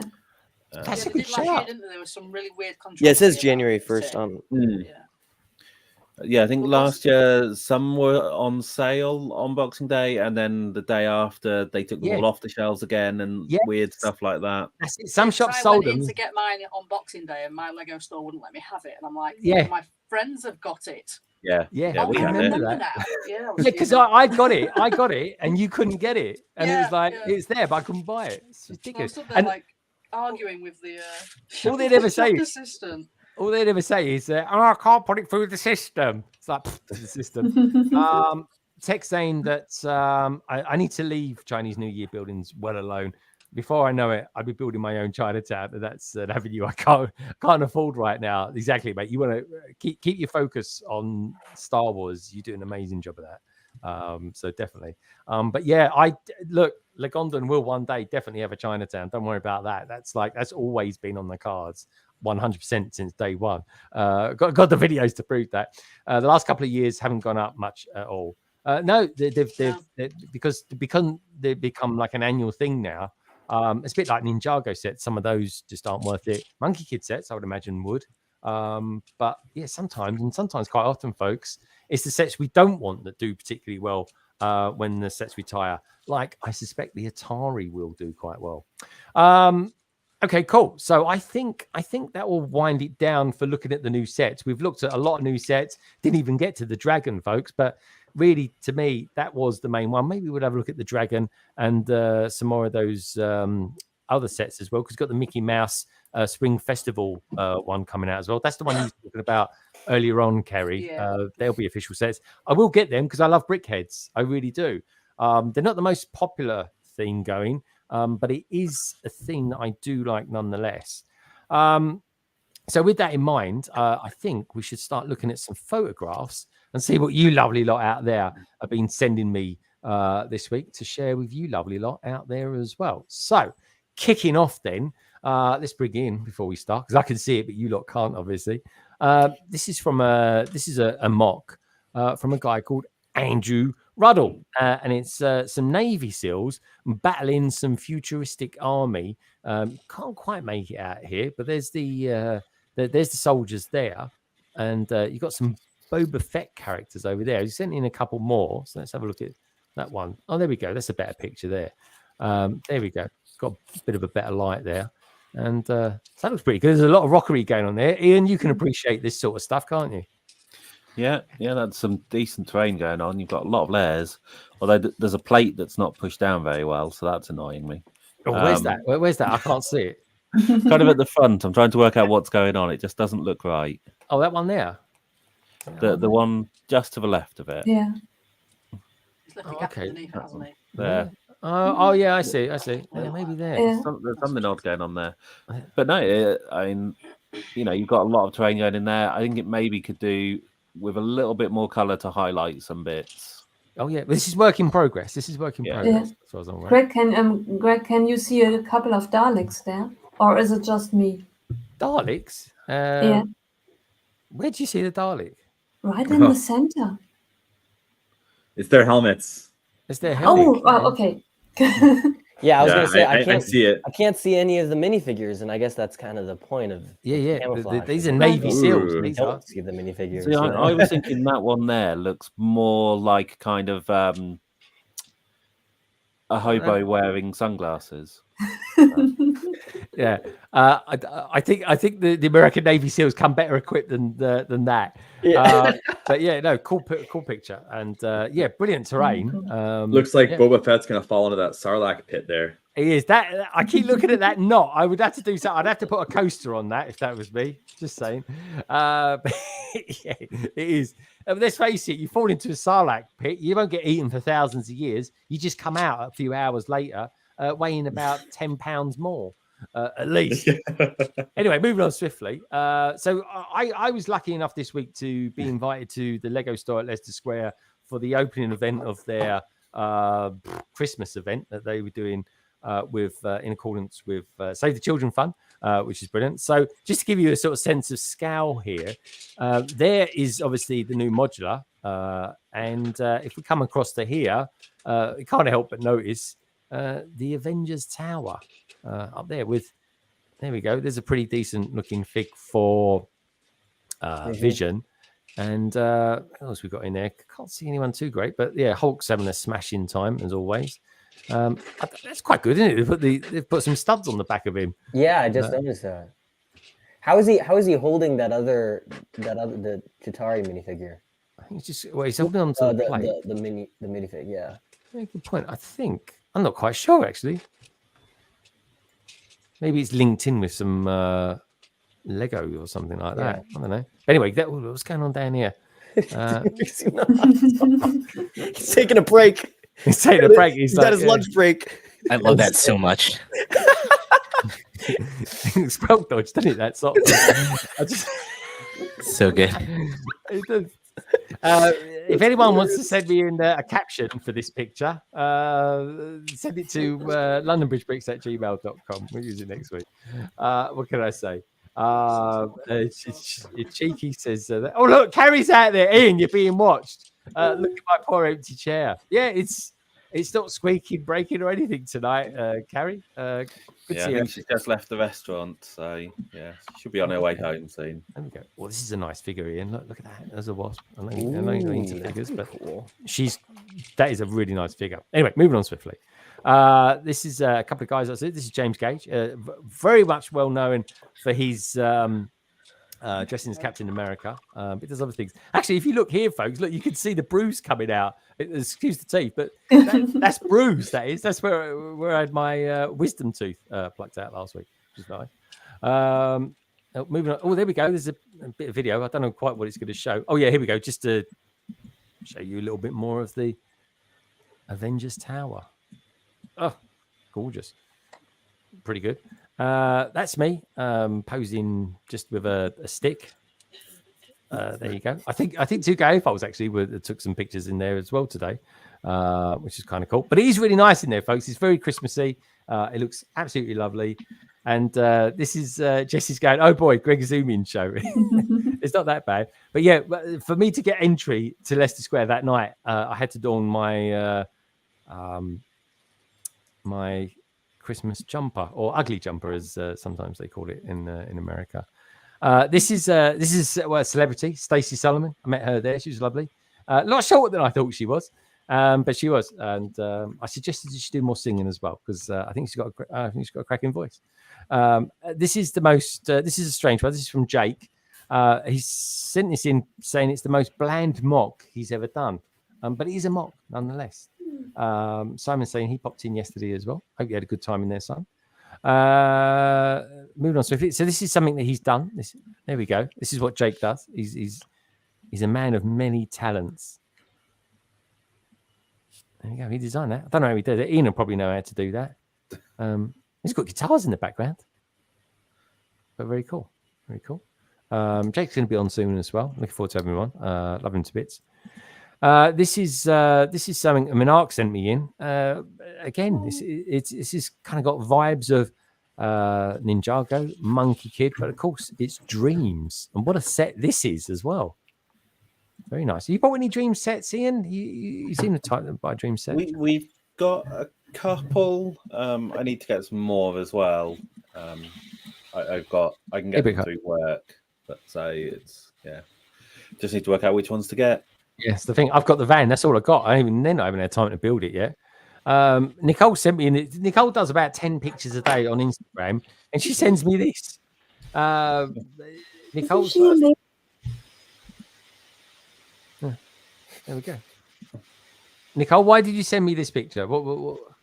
Because I found a Ninjago magazine, and as I said, I have no knowledge of Ninjago, but I saw her and I wanted her. I think she's look at her eyes, look at the sword, the hair, the ears. She's brilliant. Katana, pink katana, very nice. But it doesn't matter. You prefer Monkey Kid anyway. It's very, very strange. Very strange. It makes no sense. Pink Will sent me this. Of course, she's amazing at what she builds. Look at the part usage there on the building. Look at that. It's unbelievable. She must have some crazy amount of. It's so good. I don't know how she does it. I mean, what has she got? She must have so many Lego bricks at home. I love that. They're cool, aren't they? So very techniques heavy Mills plate that like that. I think she sent me in a couple more as well. Of course, Pink Will's actually won the members giveaway tonight as well. Pink Will's watching this back. I'll take it in touch with me. She's always in touch with me every week at least. She's lovely like that. Oh, there we go. Some nice stickers there. They're really good ones. These are probably Ninjago. They're that good, though. I suspect that's probably a W, not an M for Monkey Kid. I refuse to believe it. Some of those might be video tiles as well. Yeah. Really? Oh, look, it's a Ferrari in there. Love a Ferrari. I don't know about you lot out there. Good to see you, Brick Hive. Hope all is good with you. Don't forget to tune in with him on Sunday, folks, at 10 a.m. EDT time. I believe Matt Elder's actually on there this week. This is actually the picture. This is inside the largest certified Lego store in the world. Stelena sent in this, and there's of course Jay. He's got lovely teeth, isn't he? Lovely teeth. Jay and Helena, which is lovely. This is some strange teddy bear thing. Was it koala bears they called him, Ian? Yeah. Okay, call him koala bear. If they've got teeth, they're drop bears. Really? Drop bear? They call them drop bear. What do they call them drop bears for if they've got teeth? Drop bears are kind of a violent version of a koala bear. Really? I thought they were pretty laid back as far as those go. There we go. There's the Was that made out of Lego? Must be made out of Lego, surely. It looks like it. But yeah, that is the Opera House, the Sydney Opera House. Beautiful building, folks. Designed by an English architect. Just throwing that one out there. And interestingly, a little fact as well, they designed it in such a way that they said it would be south facing. What they forgot to take into account is that the southern hemisphere, which is where Australia tends to be found, the sun comes up in the east and sets in the west. Hence, it's not south facing at all. So they got that a bit wrong, but there we go. If you are designing something for the other side of the planet, take into account the sun comes up in the opposite direction. There's that figure again as well. Pretty cool. This is their version of the the dreaming tree. I think they called it in Leicester Square. There we go. Got koala bears there as well. That is pretty. That is lovely, actually. That was cool. This is Elena looking. I don't know, really, looking like she's just found the koala bear, and she's pretty happy about it as well, which is kind of cool. Loving that. Loving all the content as well from the Aussies. There we go. There's Brixie. Good seeing. Looking well as well. One of my favorites. He really is. I think it was in season 2. Maybe it was season 1 actually. Out there for the foxes. Sorry, I couldn't help but notice his socks. Look at him socks. They are wicked. Loving them. And I wish I could keep my traders that clean as well, by the way. But anyway, this is two Gaia Falls. There we go. Oh, Lego Masters is what I was trying to think of. So just go back to this one. Lego Masters, season 1, I believe. See. Anyway, there we go. 2 Gaia Falls, or in this case, 1. There we go. Christmas trees. What we got here? We've got Christmas trees. We've got the stick as well. Much better pose than what I did. And we've got Father Christmas as well, which is kind of cool. You can pick up the new Father Christmas from the Builder minifigure section as well. It's coming in a slightly darker red this year. This is from Minifig Who. This is, of course, that's a TARDIS in the background. There's the new Doctor there. I think he's number 15 now. And this is how Gaz came about actually designing the picture, the photography behind it all, and the settings for the stage, because it's like a little stage. It is. There's a TARDIS. There he is. And of course, the end product to that was this, which is an absolute blinding picture. And talking of blinding pictures, that is the last one. So thank you, everybody, for sending in your pictures. They are awesome. Australia has the biggest certified Lego store in the world now, and it is an absolutely beautiful one, folks. And if you want to know a little bit more about it, check out Jay's Brick blog on Instagram, where you'll find a really cool picture, or rather video, of him actually walking through, showing us around a tour of said Lego store. And on that note, it was pretty cool. He was using his glasses, eh? Sorry. Yeah, did you? It was on his glasses. He's got thick old glasses, hasn't he? Yeah, like for the that's how he's filming with the glasses. Was he? Oh, well, yeah, the cameras were in the glasses. The cameras were in the glasses. Jeez, they look really good. What were they? I remember Google came out with some glasses years ago. I think it's Ray-Bans, like through Apple, like some sort of collab.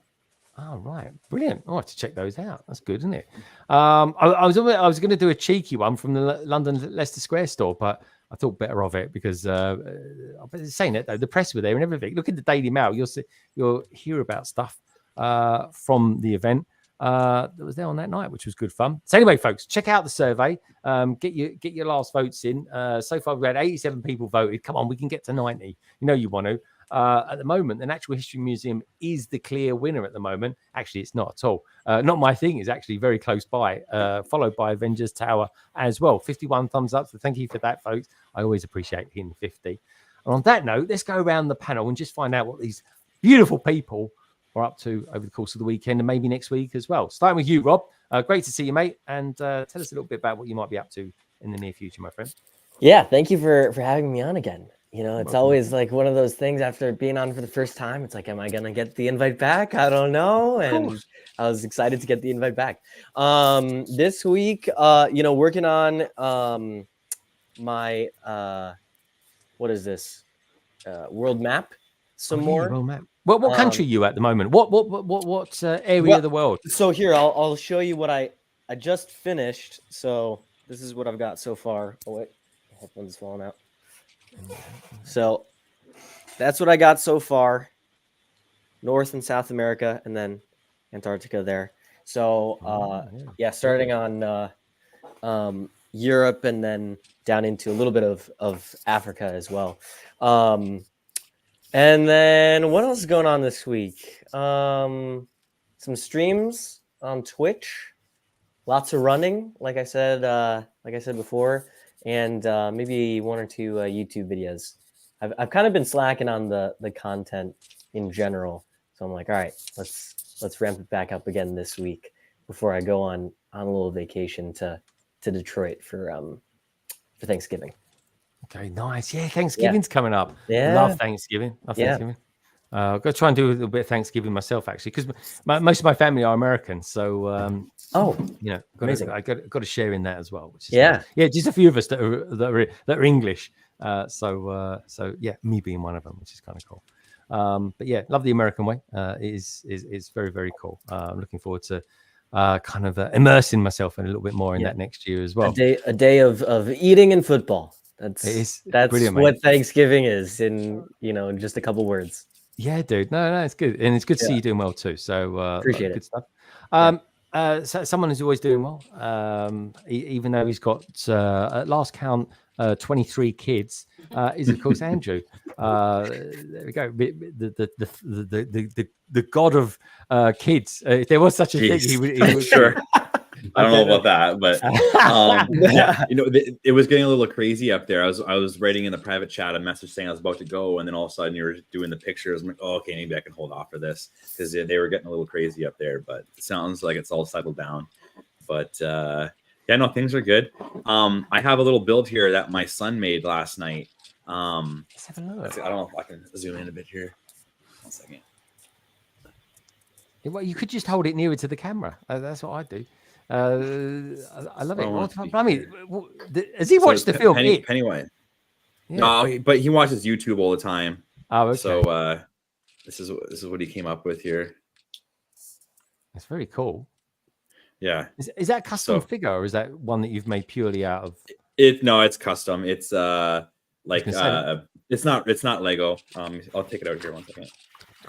I got it for like $4 or $3. It was like maybe even cheaper. Yeah. There was a bunch of them. There was Pennywise. Who else we got? Freddy Krueger and some others. Oh yeah, Freddy Krueger. But anyways, I wanted to show that off there. It's my chin. I know you got a lovely chin, by the way. You got a little dimple in it and everything. He's a looker. He's a good 9 out of 10. Definitely a good 9 out of 10. I love coming on the stream. It always make me feel good about myself for sure. Thank you, bud. Everyone knows that, right? Whenever they're getting introduced here, I remember Rob's reaction when he came in. Everyone's reaction too, like more and more too. But I remember my first time coming in too. I was just like, oh my gosh, like how do you?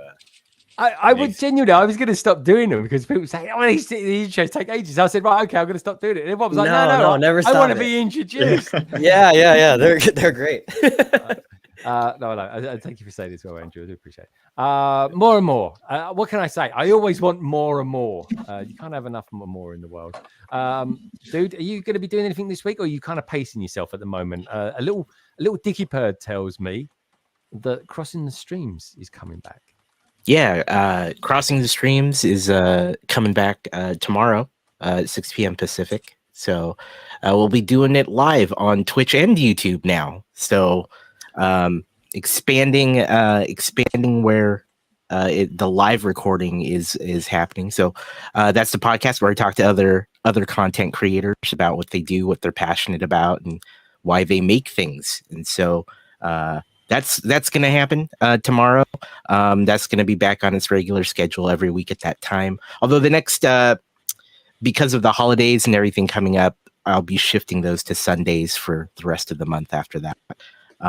Otherwise, what about December? Are you doing December? You keeping it on a Sunday as well, or are you? December will be back to Saturdays potentially. I'll be looking at availability of guests as well as how days fall with the holidays, knowing that things may or may not line up. But I'll be communicating that across social media as well. I'll try to do Saturdays, but I know that holiday season is definitely among us. So I'll try to be sensitive to that, knowing that we'll all be doing our our holiday celebrations. There'll be that. There will be some Lego streams. There will be some other talk shows that I'm spinning up over the next couple weeks too. Some about Lego, some about potentially actually some of the Marvel stuff we've been talking about too. So that's all coming up over the next several weeks. Oh man, that sounds super exciting. It really does. Brilliant. All right, great to hear. Guys, I'm going to turn the survey off in just a tick after we've spoken to Lady McBrick. So do get your votes in if you haven't voted already. So far, we have had 88 votes, which is astonishingly great. So I do appreciate that. Something that is awesomely great as well is Lady McBrick. Lady McBrick, you doing anything this weekend? You doing anything? You've got to be building something at the very least. You're always doing that. Yeah, definitely. And I'm going to join Fat Blondie on Sunday. Brilliant. Okay. What time's Fat Blondie kicking off? At least the German time anyway. Your time, it would be 7 p.m. My time, 8 p.m. Okay, cool stuff. So that's 2 p.m. EDT, folks. Do tune in for that. Fab Blondies, Elizabeth, if you're watching. Nice shout out there. Do check her out, folks.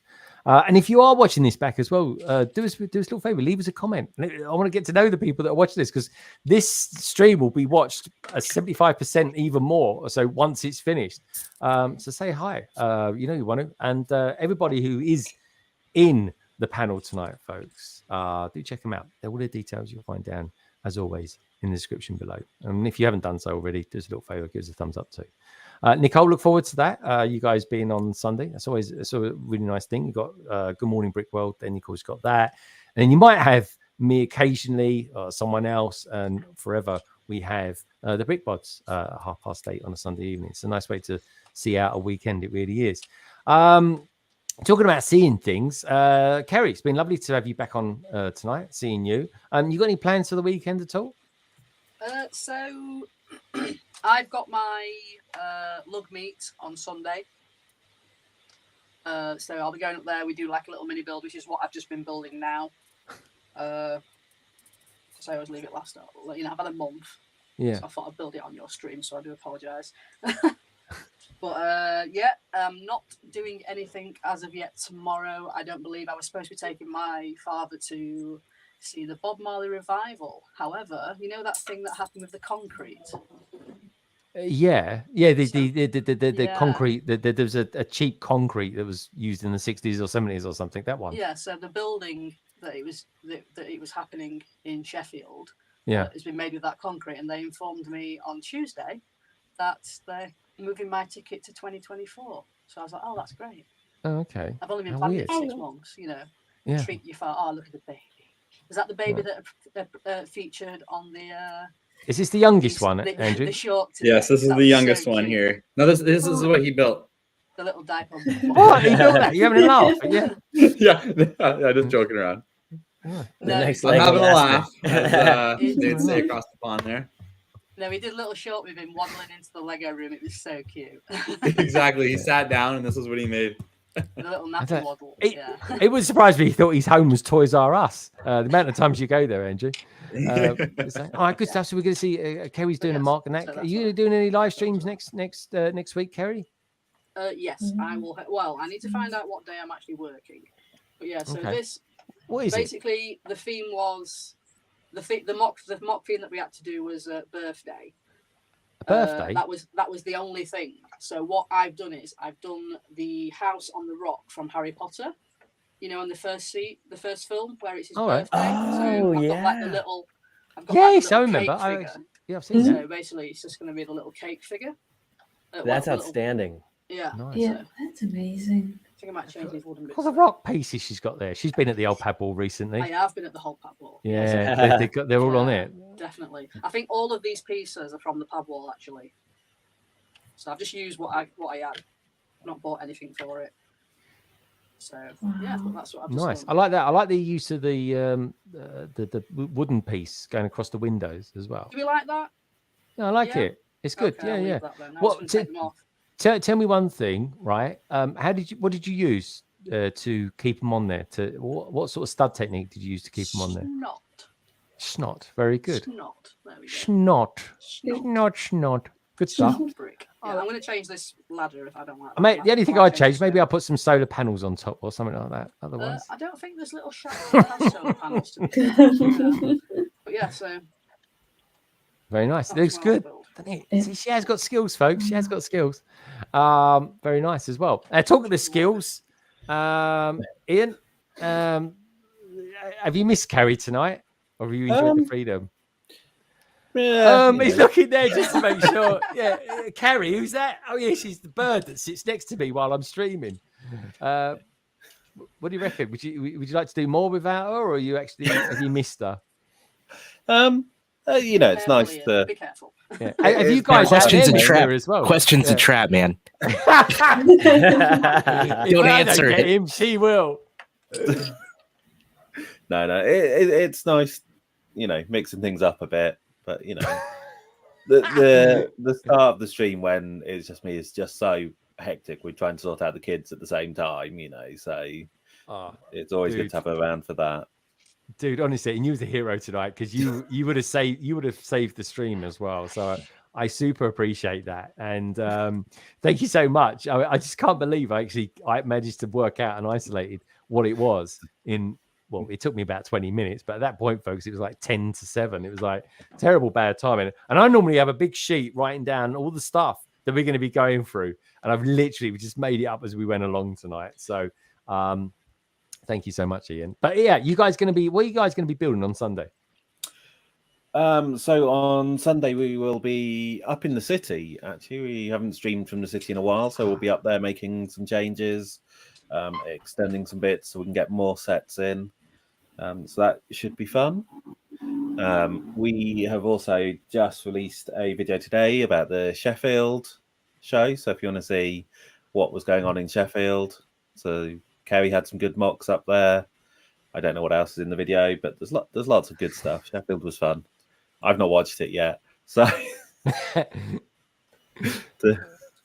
I got to teach you how to hype up your videos, Ian. I really have. What was the podcast about this week as well? So the podcast this week was about there's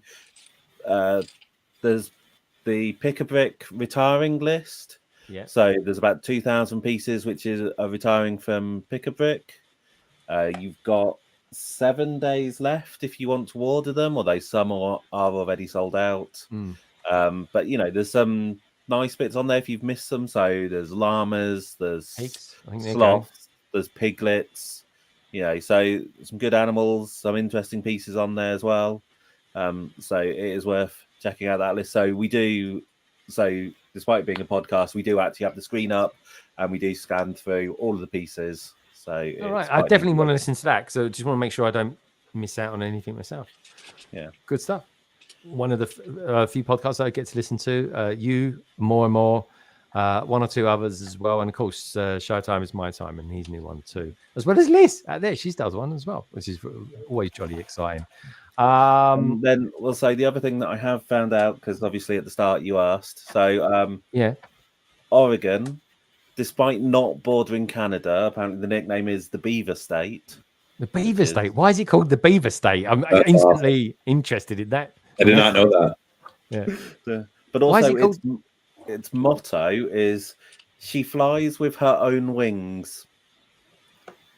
Really? Why is no that? idea Is this going back to the beaver again? I don't know. I don't know. Anyway, God bless America, folks. What can I say? I still say it sounds like a chocolate biscuit, but there we go. There's Oreos for you. But yeah, Ian and maybe we should do it every week. We should have a little spotlight on Ian, call it Ian's factoid or something for the week. But yeah, all right, Ian. So we look forward to seeing Carrie again next week and hear about what she got up to tonight.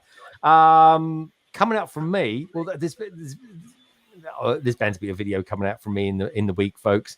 I'm going to be doing a live stream tomorrow as well with the members, basically talking about the what, the why, and doing a bit of sorting as well. Because I've got literally about 20 orders from Bricklink, and half of it I can't even remember why I bought it. And I've got some stuff from the Pick-a-Brick Lego service, and I've got some stuff that I got even only this week actually from the pad wall So anyway, we're going to be going through it, talking to you guys about why I've got them, what they're going to be for, and also as well some city updates. I'll be chatting with you guys and girls tomorrow about that as well. I'm going to be joined with a few guests. And on that note, I think we'll just go to the survey as well, because the survey's finished. So the question being tonight, folks, the museum and Avengers Tower both come out in the space of a week from one another. Will you buy? The Natural History Museum came top with 30%. So most people are going to want to buy the Natural History Museum. Not my thing, 29% as well. Avengers Tower, very close, third with 26%, and both 13%. So quite a high percentage of people buying both. Certainly, it's pretty even Stevens, really, isn't it? People buying the Natural History Museum and the Avengers Tower. Pretty cool. Everybody out there seems to like them for one reason or another. One thing is for sure, folks, we've got some absolutely stonking sets coming out in 2024 and at the back end of this year. But of course, one of the big mystery questions is, when are we going to get the Orient Express?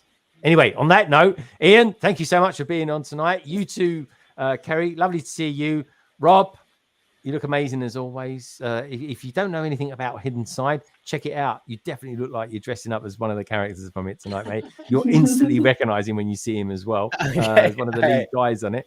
Lady McBrick, lovely to see you. You're as balmy as ever in your thought processes, but thank you as always for sharing those with us. Thank you for having me. You're most welcome. More and more, lovely to see you as well, dude. You're looking good. You're sounding great. Look after that voice. And Andrew, as always, lovely to see you as well. Good to see you guys. And just remember, folks, that, you know, London Calling wouldn't be London Calling without you lot out there. And quite a lot of you were out there tonight. And thank you, as always, for all your thumbs up. All 55 of you as well. So I super appreciate that. If anyone's watching us back on the replay, gang, do leave a comment. Do it. So I'd like to engage with you lovely lot out there as well. Even if you watched it tonight, feel free to leave a comment. And of course, if you want to send us a picture, either DM me on Instagram, or of course you can send it to londonbridgebricks@gmail.com. Anyway, on that note, folks, I just want to say goodnight to Minart, Chris Chalice, Minifig Who, Delicious Foods, Madlib, King Oldendoff, Titanium J, Family Bricks, Echo, Planet Tech, Lewis, Two Gayfoles, and Gary, all the way from Ireland. And just remember one thing, folks, that Lego is a wonderful thing.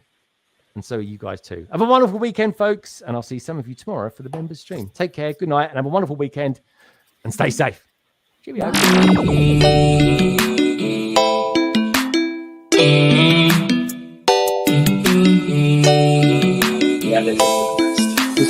Yeah,